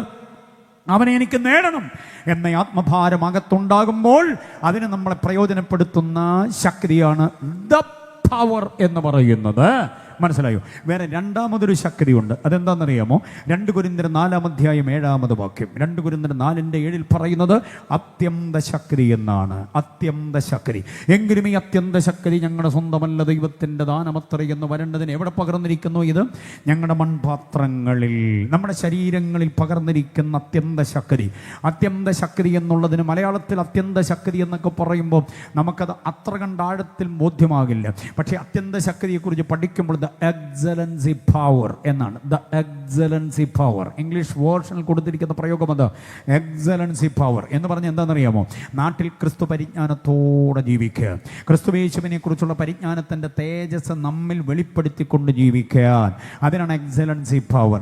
വേദപുസ്തകത്തിന് വിരുദ്ധമാകാതെ, കേട്ട പ്രസംഗത്തിന് വിരുദ്ധമാകാതെ, പഠിച്ചു വന്ന സൺഡേ സ്കൂളിന് വിരുദ്ധമാകാതെ, ഇതുവരെ കേട്ട കണ്ട അറിഞ്ഞ ആത്മീയതയ്ക്ക് വിരുദ്ധമാകാതെ ക്രിസ്തു സമാനമായി ജീവിക്കുക, ക്രിസ്തുവിനെ പോലെ ജീവിക്കുക. നാട്ടുകാർ നോക്കുമ്പോൾ ക്രിസ്തുവാണോ പോകുന്നത്, ക്രിസ്തുവിനെയാണോ ഞാൻ കേൾക്കുന്നത്, ക്രിസ്തുവാണോ എൻ്റെ വീട്ടിൽ വന്നത് എന്നവർക്ക് സംശയം തോന്നുമാറ് ജീവിതത്തിൻ്റെ ക്ഷമാശീലം, സ്നേഹശീലം, സഹനശീലം, ത്യാഗശീലമൊക്കെ നമ്മുടെ ജീവിതത്തിലേക്ക് കൊണ്ടുവന്നുകൊണ്ട് വിശുദ്ധിയോടെ വേർപാടോടെ ജീവിക്കാൻ കഴിയുന്ന കഴിവിനെയാണ് ദ എക്സലൻസി പവർ എന്ന് പറയുന്നത്.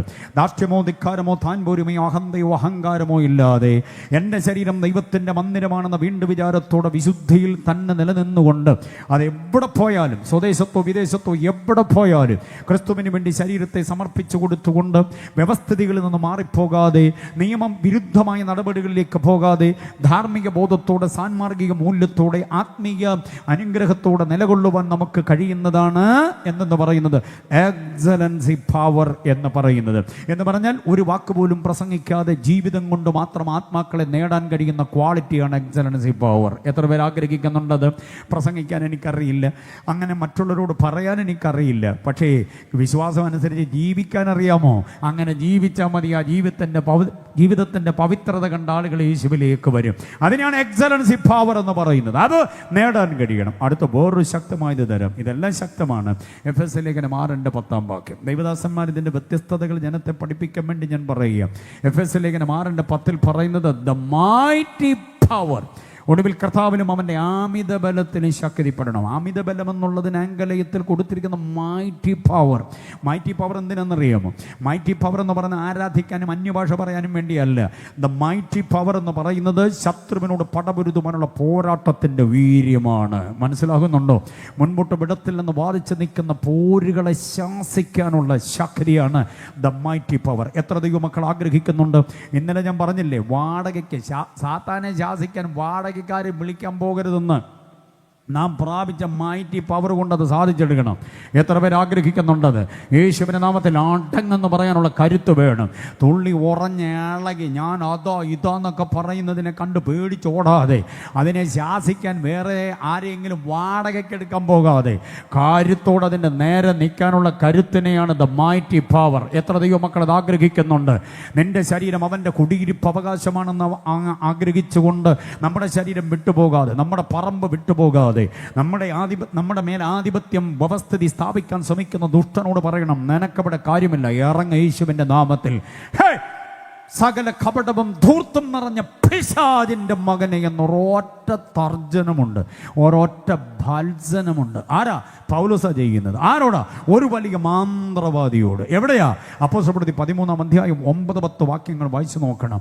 തൻ്റെ സുവിശേഷ പ്രസംഗത്തെ ബ്ലോക്ക് ചെയ്യാൻ ശ്രമിക്കുന്ന മന്ത്രവാദി സെർഗിയോസ് പൗലോസ് എന്ന് പറയുന്ന ഗവർണറുടെ പ്രൈവറ്റ് സെക്രട്ടറിയായ എലീമാസ് എന്ന വിദ്വാൻ, അവനോടാണ്. ബർയേശു എന്നാണ് അവൻ്റെ പൊതുപേര്. അവനെ കണ്ട് എല്ലാവരും പേടിച്ച് അറച്ചു നിൽക്കുമ്പോൾ കൃപയുള്ള ദൈവദാസൻ അവൻ്റെ നേരെ വിരൽ ചൂണ്ടിക്കൊണ്ട് പറയും, ആടങ്ങ്, ഞാൻ പ്രസംഗിക്കേണ്ടത് എപ്പോഴാണെന്ന് നീയല്ല തീരുമാനിക്കേണ്ടത്, മിണ്ടിപ്പോകരുതെന്ന് പറഞ്ഞപ്പം കണ്ണിൻ്റെ ഫിലമെൻ്റ് അടിച്ചു പോയിട്ട് മൂക്കും കുത്തി തറ വീണു അവൻ. മനസ്സിലായില്ലേ? ആ ഒരു കൃപയുടെ പേരാണ് ദ മൈറ്റി പവർ. അത് ആഗ്രഹിക്കുന്ന ദൈവമക്കൾ എത്ര പേരുണ്ട്? നിന്റെ കുഞ്ഞിനെ തിന്മയിലേക്ക് നയിക്കുന്ന, നിന്റെ ഭർത്താവിനെ അബദ്ധത്തിലേക്ക് കൊണ്ടുപോകുന്ന, നിന്റെ ഭാര്യയെ ദാർഷ്ട്യത്തിലേക്ക് കൊണ്ടുപോകുന്ന ദുഷ്ടശക്തിയെ പടപൊരുതാൻ കഴിയുന്ന, അടങ്ങ്, എടുക്ക, ഇറങ്ങെന്നൊക്കെ പറയാൻ കഴിയുന്ന ഒരാത്മവീര്യമില്ലേ? അതാണ് ദ മൈറ്റി പവർ എന്നൊക്കെ പറയുന്നത്. ഹല്ലേലൂയ! അത് പ്രാപിച്ചെടുത്തോണം ഈ ദിവസങ്ങളിൽ. നമുക്കാകപ്പാടെ ആത്മാവെന്ന് കേൾക്കുമ്പോൾ അന്യഭാഷ ആരാധന, പ്രൈസ് ആൻഡ് വർഷിപ്പ് മാത്രമാവും ഉദ്ദേശിക്കുന്നത്. അത് പോരാ. വീട്ടിനകത്താധിപത്യം ഉണ്ടാക്കാൻ ശ്രമിക്കുന്ന ദുഷ്ട അന്ധകാര വ്യാപാരത്തോടെ ഇറങ്ങാൻ പറയാനുള്ളൊരു കരുത്ത് ഓരോ ദൈവമക്കളും പ്രാപിക്കണം. സൺഡേ സ്കൂൾ തലം മുതൽ ശക്തിയുടെ വല്ലഭത്വം ഇറങ്ങണം. ജീവജല നദിയിൽ സംബന്ധിക്കുന്ന ഓരോ പ്രിയപ്പെട്ടവരിലേക്കും ആ ദ മൈറ്റി പവർ അങ്ങോട്ട് വ്യാപരിപ്പിക്കുന്നുണ്ട് ഇന്ന് രാത്രി കർത്താവ്. ആ ശക്തി പ്രാപിക്കാതെ പോകരുത്. കൂടെ ഉണ്ടാകുന്ന അപകടങ്ങൾ, കൂടെ ഉണ്ടാകുന്ന ശാരീരിക ബലഹീനതകൾ, പക്ഷിക്ക് ചിറക് വയ്ക്കുന്ന പോലെ നിന്റെ പോക്കറ്റിൽ നിന്ന് പൈസ പറന്നു പോവുക. കണക്ക് കൂട്ടുമ്പോൾ എല്ലാം ശരിയാ, പക്ഷേ നീക്കി ബാക്കി ഒന്നുമില്ല. കുഞ്ഞുങ്ങളുടെ ഭാവിക്ക് വേണ്ടി കരുതിയിട്ടുള്ളതെല്ലാം എവിടോ പോയിട്ടുണ്ട്. വല്ലാത്ത കടഭാരങ്ങൾ വീട്ടാനാവാത്തത്. ഇതിൻ്റെയൊക്കെ പിന്നിൽ ബുദ്ധികേട് മാത്രമല്ല, നിന്റെ വീട്ടിനകത്ത് നിന്റെ അനുവാദമില്ലാതെ പാർക്കുന്ന ദുഷ്ടശക്തിയുണ്ട്. അതിനെ പുറത്താക്കാൻ കഴിയുന്ന ശക്തിയുടെ പേരാണ് ദ മൈറ്റി പവർ. ഹല്ലേലൂയ!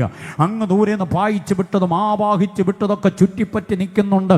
അതിനോട് പടപൊരുതുവാൻ കഴിയുന്നൊരു ശക്തി വേണമെന്ന് ആഗ്രഹിക്കുന്നവർ ഇന്ന് രാത്രി ആ കരമടിച്ച കർത്താവിനെ ഒന്ന് സ്തുതിച്ച് തുടങ്ങിക്കൂ. വേദിയിലും സദസ്സിലും ആ ശക്തിയുടെ പ്രവാഹം ഉണ്ടാകട്ടെ. ദൈവദാസന്മാരെ ശുശ്രൂഷയുടെ ഒരു പുതിയ തലത്തിലേക്ക്, ശുശ്രൂഷയുടെ ഒരു പുതിയ മേഖലയിലേക്ക് നീ ഇനി പ്രസംഗിക്കത്തില്ല. നീ ഇനി മുമ്പോട്ടധികം പോകത്തില്ല. നിന്റെ വാഹനത്തിന് ഞാൻ കുരുക്ക് വെച്ചിട്ടുണ്ട്. നിന്റെ ശുശ്രൂഷയ്ക്ക് ഞാൻ അതിര് വരച്ചിട്ടുണ്ട്. ഇനി നീ അധികം പൊങ്ങത്തില്ല. നിന്റെ വാക്യങ്ങളുടെ ഘടനയെ ഞാൻ വിഘടിപ്പിക്കും. അടുത്ത വാക്യം നിനക്ക് ഓർമ്മ കിട്ടാത്ത പരുവത്തിൽ ഞാൻ നിന്റെ ബുദ്ധിമണ്ഡലത്തെ വ്യാപരിക്കുമെന്നൊക്കെ പറഞ്ഞ് നമ്മെ ഭീഷണിപ്പെടുന്ന ദുഷ്ടശാസ്ത്രവിനോട് പറ, നീയല്ല എന്നെ വിളിച്ചത്. എന്നെ വിളിച്ച ഒരുവനുണ്ട്. അവൻ എൻ്റെ മേൽ പകരുന്ന കരുത്ത് അത് ദൈവശക്തിയുടെ വ്യാപാരത്തിന് വേണ്ടിയാണെന്ന് പറഞ്ഞ് ആ ശക്തി ഏറ്റെടുക്കുന്ന mighty power. Hallelujah. എഫെസ്യ ലേഖനം 1:19 പറഞ്ഞിരിക്കുന്ന 19:20 പറയുന്ന ശക്തി ഏതാണെന്നറിയാമോ? ഇംഗ്ലീഷ് ബൈബിളിലാണ് അതിൻ്റെ പ്രയോഗത്തിൻ്റെ സൗന്ദര്യമുള്ളത്. മലയാളത്തിൽ പറഞ്ഞിരിക്കുന്ന അളവറ്റ വലിപ്പം എന്നൊക്കെ പറയുമ്പോൾ അതിൻ്റെ യഥാർത്ഥ പ്രയോഗം the exceeding great power. The exceeding great power എന്ന് പറഞ്ഞാൽ എന്താ? അതെന്തുവാണെന്നറിയാൻ, ആ പവറിൻ്റെ ഡെമോൺസ്ട്രേഷൻ എങ്ങനെയാണെന്നറിയാൻ 1-ാം അധ്യായം 20-ാം വാക്യം പൗലോസ് തരുന്നത്. 1:20 വിശ്വസിക്കുന്നവർക്ക് വേണ്ടി വ്യാപരിക്കുന്നവൻ്റെ ശക്തിയുടെ അളവറ്റ വലിപ്പമെന്ന് 19 പറഞ്ഞിട്ട് 20 പറയുക. ഏത്? ആ ശക്തി എവിടെ വ്യാപരിച്ചു? ക്രിസ്തുവിലും വ്യാപരിച്ചു. ആ ക്രിസ്തുവിനെ മരിച്ചവരുടെ ഇടയിൽ നിന്ന് ഉയർത്തി. ഓ, സ്വതന്ത്രം പറഞ്ഞില്ല എല്ലാവരും. മനസ്സിലാകാഞ്ഞില്ല. ക്രിസ്തുവിനെ മരിച്ചവരുടെ ഇടയിലേക്ക് കൊണ്ടുപോയി അടച്ചു വെച്ചിരിക്കുക. കല്ലറയിൽ കല്ലുരുട്ടി അടച്ചു വെച്ചിരിക്കുക. റൂമാലും ശീല കൊണ്ട് പൊതിഞ്ഞു വെച്ചിരിക്കുക.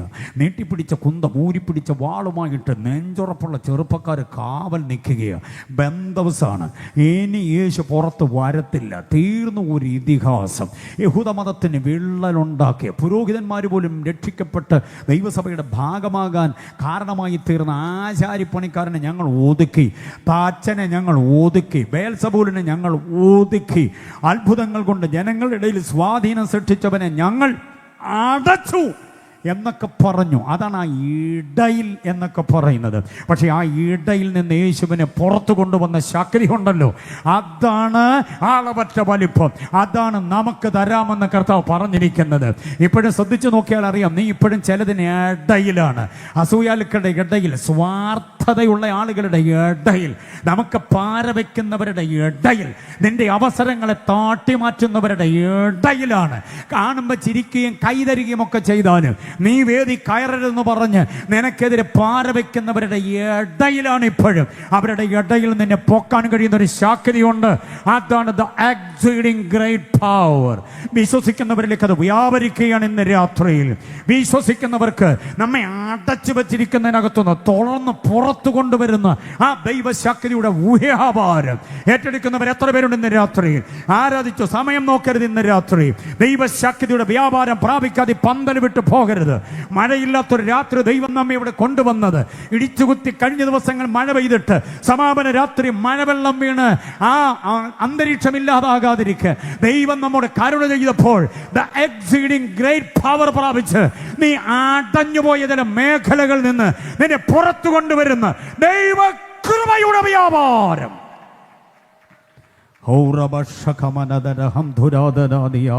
യേശുവിൻ്റെ നാമത്തിൽ വിഷമതയുടെ ആ അവസ്ഥയിൽ നിന്ന്, അരാജകത്വത്തിൻ്റെ ഇടയിൽ നിന്ന്, അരിഷ്ടതാവസ്ഥയുടെ ഇടയിൽ നിന്ന്, ദാമ്പത്യ ജീവിതത്തിനകത്ത് വല്ലാത്തതായിരിക്കുന്ന ചില പ്രതിസന്ധികളുടെ ഇടയിൽ നിന്ന്, പരസ്പരം ഒത്തുപോകാൻ നിർവാഹമില്ലാത്ത വിധം ഇനി ആകന്നാ മതി എന്ന് വിചാരിക്കുന്ന ചില വല്ലാത്ത പോരാട്ടങ്ങളുടെ ഇടയിൽ നിന്ന് നിന്നെ പോക്കാൻ കഴിയുന്ന ശക്തി, അതാണ് പരിശുദ്ധാത്മ പരിജ്ഞാനം.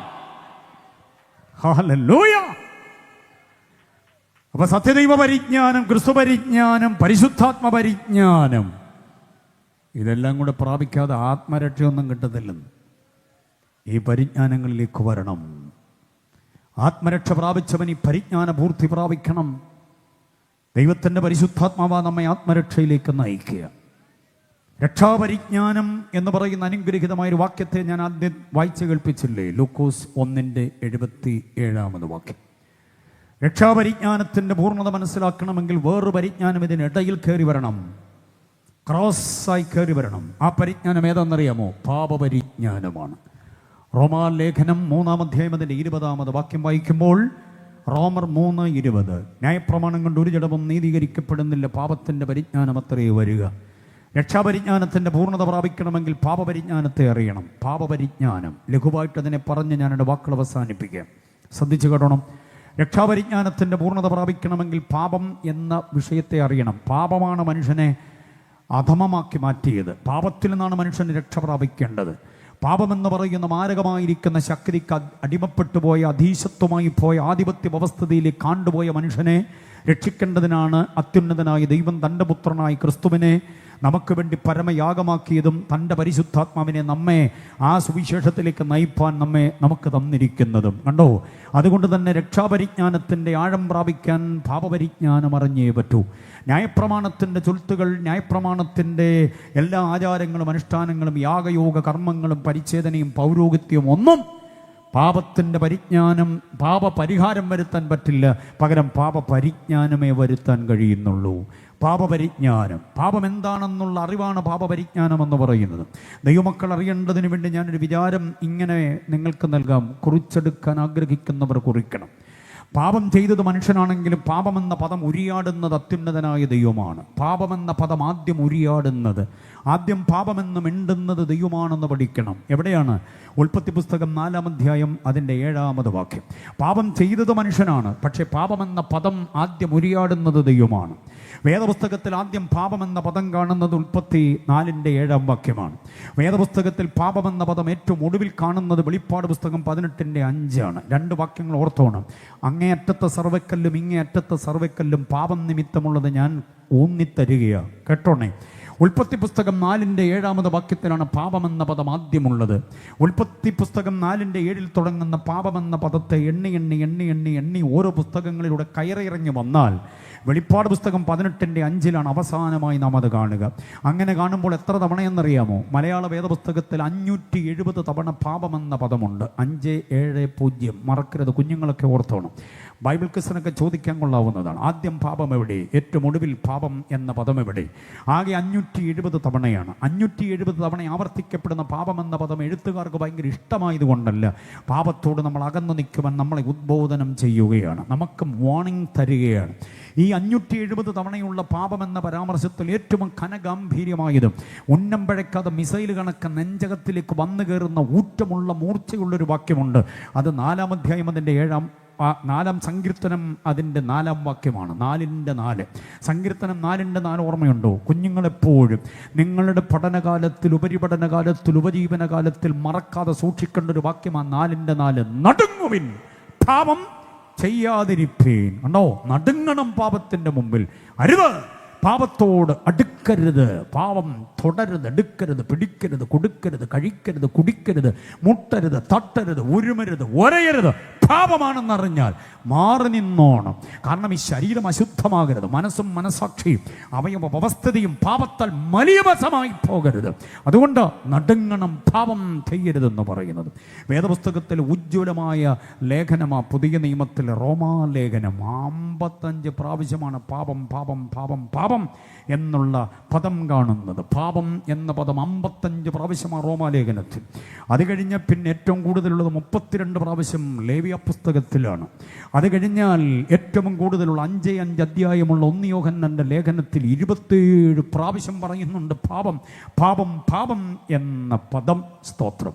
ഇതൊക്കെ നിരീക്ഷണം നടത്തുമ്പോൾ നമുക്ക് ലഭിക്കപ്പെടുന്ന അറിവുകളാ. ഓർത്തിരുന്നോണം. പാപത്തോട് വേദപുസ്തകം എത്രമാത്രം എതിർത്തു നിൽക്കുന്നു എന്നറിയണം. ഇനി പാപം എന്താണെന്നും കൂടെ ഞാൻ പറഞ്ഞോട്ടെ. 1, 2, 3 ചിന്തകൾ പാപം എന്താണെന്ന് പറയാം. ഒരു വിശ്വാസിയെ വിളിച്ചിട്ട് ഹലോ സാറേ പാപം എന്താണെന്ന് ചോദിച്ചാൽ പുള്ളി പറയാൻ സാധ്യതയുള്ളത് വ്യഭിചാരം, മോഷണം, കൊലപാതകം എന്നൊക്കെ ഉള്ളതെല്ലാം പാപമാണെന്ന് പറയും. അങ്ങനെ അക്കമിട്ട് പറയുമ്പോൾ ഒത്തിരി കാര്യങ്ങൾ പറയേണ്ടി വരില്ലേ? അതുകൊണ്ട് ഇതിനെ എല്ലാം കൂടെ ചേർത്ത് വെച്ചുകൊണ്ട് വാട്ട് ഈസ് സിൻ എന്നൊരു ചോദ്യം ചോദിച്ചാൽ ഉത്തമമായൊരു മറുപടി ഞാൻ പറയാം. ഉത്തമമായി 1, 2, 3 മറുപടി പറയാം. 1, കേട്ടോണം, ദൈവമക്കൾ കേട്ടോണം. സത്യദൈവത്തിൻ്റെ സ്വഭാവത്തിന് വിരുദ്ധമായി വരുന്നത് എല്ലാം പാപമാണ്. എത്ര പേര് സമ്മതിക്കുന്നുണ്ട്? നാം ആരാധിക്കുന്ന, നാം അറിയുന്ന, നാം അനുസരിക്കുന്ന, നാം ആശ്രയിക്കുന്ന ഈ സത്യദൈവത്തിൻ്റെ സ്വഭാവത്തിന് വിരുദ്ധമായതെല്ലാം പാപമാണ്. ദൈവമെന്ന് പറഞ്ഞപ്പോൾ ഞാൻ പറഞ്ഞല്ലോ, പിതാവാം ദൈവം, പുത്രനാം ദൈവം, പരിശുദ്ധാത്മാവാം ദൈവം, ഈ 3 ആളത്വ മഹിമകളുടെ സ്വഭാവത്തിന് വിരുദ്ധമായി വരുന്നതെല്ലാം പാപമാണ്. 1-ാമത്തെ നിർവചനം യൂത്തിന് വേണ്ടി തരിക. ഓർത്തിരുന്നു വേണം. പാപം എന്നാൽ എന്ത്? സത്യദൈവത്തിൻ്റെ സ്വഭാവത്തിന് വിരുദ്ധമായതെല്ലാം പാപം. അവൾ ഓർത്തിരിക്കേണ്ട ഏറ്റവും വലിയൊരു വാക്യമുണ്ട്. ഏതാ? ലേവ്യ പുസ്തകം 19-ന്റെ 2-ാം വാക്യം. ഞാൻ വിശുദ്ധനാകയാൽ നിങ്ങളും എന്തോ ആകണം, വിശുദ്ധരാകണം. അപ്പം ആ വിശുദ്ധിക്ക് കോട്ടം വരുത്തുന്നതെല്ലാം പാപമാണ്. അത് വാക്കുകൊണ്ട് പറഞ്ഞാലും ഭക്ഷണം കൊണ്ടാണെങ്കിലും ഉടയും നടയും കൊണ്ടാണെങ്കിലും അതെല്ലാം പാപത്തിൻ്റെ പട്ടികയിലേ വരികയുള്ളൂ. 1-ാമത്തെ നിർവചനം അങ്ങനെ നിർത്തുന്നു. 2-ാമത്തെ നിർവചനം, സത്യദൈവത്തിൻ്റെ സനാതന വചനത്തിന് വിരുദ്ധമായതെല്ലാം പാപമാണ്. വചനവിരുദ്ധമായ നിലപാടുകളെല്ലാം പാപമാണ്. ചെയ്യാൻ പോകുന്നതൊക്കെ വചനമെന്ത് പറയുന്നു എന്ന് അന്വേഷിക്കണം. വചനത്തിന് വിരുദ്ധമാണെങ്കിൽ അതിനെ പാപമായി തന്നെ കാണണം. പാപത്തെ പാപമെന്ന് തന്നെ വിളിക്കണം. മനസ്സിലാകുന്നുണ്ടോ? പാപത്തിന് ബലഹീനത എന്നുള്ള ഓമന പേരൊന്നും ഇട്ട് അതിനെ അങ്ങ് താലോലിക്കുകയും തലോടുകയും അതിനെ ലളിതവൽക്കരിക്കുകയും ചെയ്യരുത്. പാപം പാപമായിട്ട് തന്നെ പരിഗണിക്കപ്പെടണം. സഭയിലൊക്കെ ചില ഇരട്ടത്താപ്പ് ഇടപാടുകളുണ്ട്. മനസ്സിലായി? അത്താഴത്തിന് വകയില്ലാത്ത പാവപ്പെട്ടവൻ, സ്വോത്രകാഴ്ചയുടെ നിർവാഹമില്ലാത്ത ഒരു പാവപ്പെട്ടവൻ എന്തെങ്കിലും ദോഷം ചെയ്താൽ അത് മഹാപാപമാണ്. പക്ഷേ സഭയിലെ പ്രമാണികൾ വല്ലതും കഠിനപാപം ചെയ്താൽ അത് അച്ചായൻ്റെ ബലഹീനതയാന്നൊക്കെ പറഞ്ഞ് പൂശുന്ന ചില പുള്ളികളുണ്ട്. മനസ്സിലായില്ലേ? ആ ഇടപാട് അവസാനിപ്പിക്കണം. പാപത്തെ പാപമായി തന്നെ കാണണം.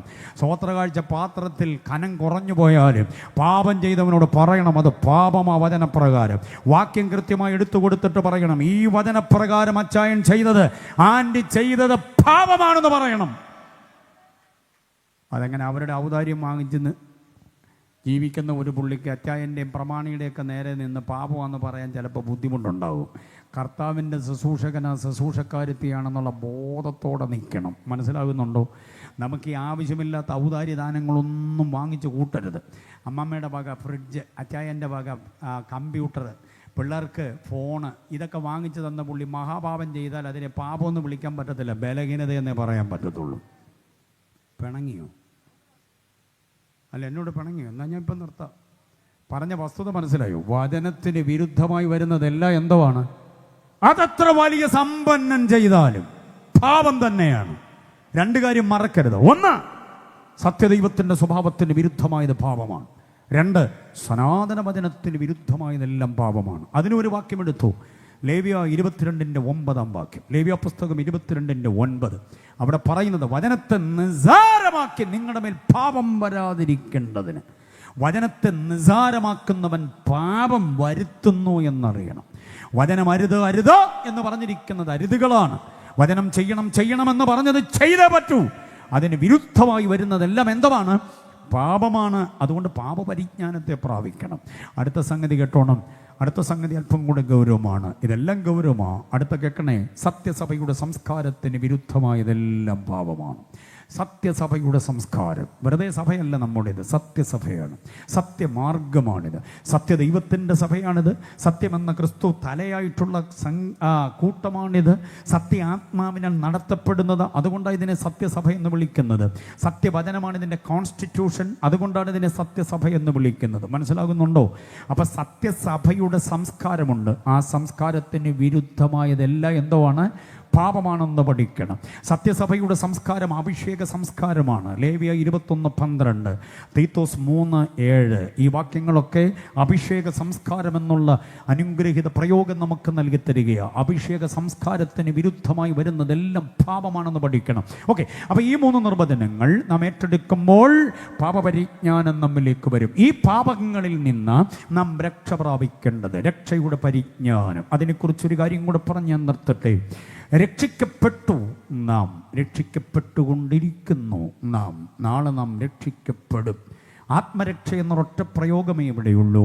സാബപ്പാസ് നമുക്ക് പഠിക്കാൻ വിശാലമായി തന്നിരിക്കുന്ന ഒരു അസൈൻമെൻ്റ് വർക്കാണത്, ആത്മരക്ഷ. ക്രിസ്തുവേശുവിൻ്റെ ഇനി പറയുന്ന ശ്രദ്ധിച്ചേ. ഏകദൈവം, ഏകരക്ഷകൻ, ഏക കർത്താവ്, ഏക അവതാരം, ഏക ആരാധ്യൻ, ഏക മധ്യസ്ഥൻ, ഏകനാഥൻ, ഏക യോഗ്യൻ, ഏക പരിശുദ്ധൻ, ഏക ന്യായാധിപൻ, ഏക വഴി, ഏക വീണ്ടെടുപ്പുകാരൻ. ഇങ്ങനെ ഏക ചേർത്ത് പറയാൻ ഒത്തിരി കാര്യങ്ങളുണ്ട്. അതാണ് ക്രിസ്തു എനിക്ക് എന്നൊരാൾ ഹൃദയം കൊണ്ട് വിശ്വസിക്കുമ്പോൾ അവൻ്റെ ആത്മാവിന് രക്ഷ കിട്ടും. സ്തോത്രം. 5 നയാ പൈസയുടെ ചെലവില്ല. ക്രിസ്തുവാണ് ഏക ദൈവം, ഏക രക്ഷകൻ, ഏക കർത്താവ്, ഏക അവതാരം, ഏക മധ്യസ്ഥൻ, ഏക ആരാധ്യൻ എന്നൊക്കെ അങ്ങോട്ട് ഹൃദയം കൊണ്ട് വിശ്വസിച്ചാൽ മതി. വിശ്വസിക്കുന്നവന് പാപമോചനം. അപ്പോസ്തലപ്രവൃത്തി 10:43, അപ്പോസ്തലപ്രവൃത്തി 10:43 വിശ്വസിക്കുന്നവന് പാപമോചനം. യോഹന്നാൻ 3:15 അങ്ങനെ വിശ്വസിക്കുന്നവന് നിത്യജീവൻ. കണ്ടോ? റോമാലേഖനം 5:1 അങ്ങനെ വിശ്വസിക്കുന്നവന് നീതീകരണം. കണ്ടോ? ഹല്ലേലൂയ.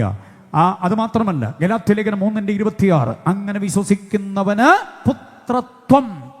ഇങ്ങനെ ഒട്ടനവധി ആനുകൂല്യങ്ങളുണ്ട് വിശ്വസിക്കുന്നവന്. ആരിൽ? യേശുവിൽ വിശ്വസിക്കുന്നവന്. അങ്ങനെ കിട്ടുന്നതാണ് ആത്മരക്ഷ. ഇനി ശ്രദ്ധിച്ചേ, രണ്ടാമത്തെ ചിന്ത. ആത്മരക്ഷ ലഭിക്കപ്പെട്ട വ്യക്തി സനാതന വചനത്തിൻ്റെ വ്യവസ്ഥതയിൽ നിന്ന് മാറിപ്പോകാതെ സത്യസഭയുടെ വ്യവസ്ഥാപിതമായ നിയമങ്ങളും ചട്ടങ്ങളും അനുസരിച്ച് ദൈവത്തിൻ്റെ പ്രതിപുരുഷനായി ദൈവം നിർത്തിയിരിക്കുന്ന ശുശ്രൂഷകനെ, കുടുംബത്തെ അനുസരിച്ച് ശുശ്രൂഷകൻ്റെ അനുഗ്രഹീതമായ വചന ശുശ്രൂഷയുടെ മുൻപാകെ ഇടറാതെ നിന്നുകൊണ്ട് സഭയുടെ സംസ്കാരത്തിൽ നിന്ന് സമൂഹത്തിന് സാക്ഷ്യമായി, കുടുംബത്തിന് സാക്ഷ്യമായി, ദേശത്തിന് സാക്ഷ്യമായി, സഭയ്ക്ക് സാക്ഷ്യമായി നിലകൊള്ളുന്നു. സകല യോഗങ്ങളിലും ദൈവവചന ശുശ്രൂഷകളിലൂടെ ഒരുക്കി എടുക്കപ്പെടുന്നു, അരികുരയ്ക്കപ്പെടുന്നു, കളയേണ്ടത് കളയുന്നു, പരിച്ഛേദം ഉപേക്ഷിക്കുന്നു. അങ്ങനെ വചനത്താൽ ശുദ്ധീകരണം ലഭിക്കപ്പെടുമ്പോൾ നമ്മുടെ ദേഹിയുടെ രക്ഷ നടന്നുകൊണ്ടേയിരിക്കും.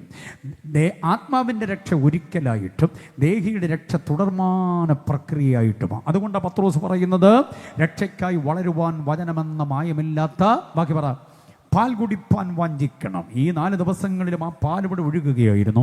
ആ പോഷകമൂല്യമുള്ള വചനം ഇവിടെ പാട്ടായിട്ട് ഒഴുകുകയായിരുന്നു, പ്രഭാഷണമായിട്ട് നിങ്ങളെ തഴുകുകയായിരുന്നു.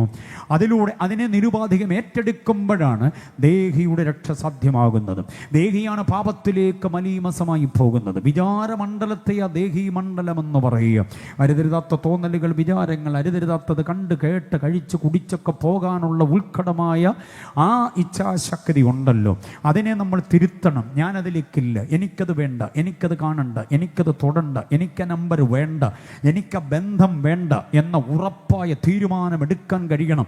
അങ്ങനെ തീരുമാനമെടുക്കുമ്പോൾ ദേഹീമണ്ഡലം സംശുദ്ധമാകും. അതാണ് ദേഹിയുടെ രക്ഷ. അത് നിരന്തരം വേണം. അത് കഴിഞ്ഞാൽ നമുക്കൊരു രക്ഷയുണ്ട്. അതേതാണെന്നറിയാമോ? ദേഹരക്ഷയാണ്.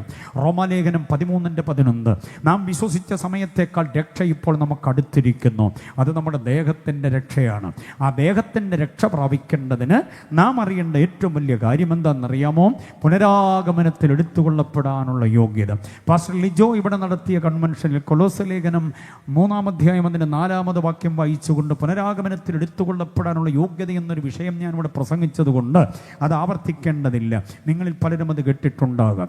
യേശു പുനരാഗമിക്കുമ്പോൾ സമാഗമിക്കുവാനുള്ള യോഗ്യത, അതായത് നമ്മുടെ ദേഹം പുതുതായി പുത്തൻ ദേഹം പ്രാപിച്ച് അതിനകത്തേക്ക് നമ്മുടെ ദേഹിയും ആത്മാവും സന്നിവേശിക്കപ്പെട്ട് കർത്താവ് ഇരിക്കുമ്പോൾ നാം ഉയർത്തു പൊങ്ങി പോകേണ്ടതിന് ഒരു സുദിനം വരാൻ പോകുകയാണ്. അതാ നമ്മൾ പ്രതീക്ഷയോടെ കാത്തിരിക്കുന്നത്. അന്നാണ് നമ്മുടെ ദേഹത്തിന് രക്ഷ ലഭിക്കപ്പെടാനിടയാകുന്നത്. അപ്പം ഈ രക്ഷയ്ക്ക് ത്രികാല അനുഭവങ്ങളാണ്. അതിന് ആത്മാവിൻ്റെ രക്ഷ വിശ്വാസത്താൽ നാം പ്രാപിക്കുന്നു. ദേഹിയുടെ രക്ഷ വചനത്താൽ നാം ശുദ്ധീകരിക്കപ്പെടുന്നതിലൂടെ എന്നുമെന്നും ലഭിക്കപ്പെടുന്നു. പുനരാഗമനത്തിലൂടെ നമുക്കൊരു പുത്തൻ ദേഹം ലഭിക്കപ്പെടാനിടയാകും. പക്ഷേ ആ പുത്തൻ ദേഹം ലഭിക്കപ്പെടുന്നത് വരെ, നമ്മുടെ മരണം വരെ ഈ ദേഹത്തിലാണ് നമ്മളിപ്പോൾ ജീവിക്കുക. ഉച്ച മുതൽ ഉള്ളങ്കാല് വരെയുള്ള ദേഹത്തിൻ്റെ വ്യവസ്ഥിതികൾ തിന്മ കലരാതെ സൂക്ഷിക്കണം. ലൂക്കോസ് 11:36 അവസാന വാക്യമായി തന്നുകൊണ്ട് ഞാൻ എൻ്റെ വാക്കുകൾ നിർത്തുകയാണ്. ലൂക്കോസ് 11:36 കുഞ്ഞുങ്ങളെല്ലാവരും അറിയണം, ആണും പെണ്ണും അറിയണം ആ വാക്യം. നിങ്ങളുടെ ദേഹത്തിന് അന്ധകാരത്തിൻ്റെ അംശം ഒട്ടുമില്ലാതെ സൂക്ഷിക്കണം എന്ന് പറഞ്ഞാൽ, അരുതരുതാത്തത് കാണുമ്പോൾ കണ്ണിനെ മടക്കി വിളിക്കണം, കണ്ണേ മടങ്ങുക. അരുതരുതാത്തത് കേൾക്കാൻ കാതിനെ വിട്ടുകൊടുക്കരുത്. അരുതരുതാത്തത് തൊടാൻ, എടുക്കാൻ, പിടിക്കാൻ, എഴുതാൻ, ഡയൽ ചെയ്യാൻ വിരലുകളെ കൈകളെ വിട്ടുകൊടുക്കരുത്. അരുതരുതാത്ത ഊടുവഴികളിലൂടെ കാലുകളെ വിട്ടുകൊടുക്കരുത്.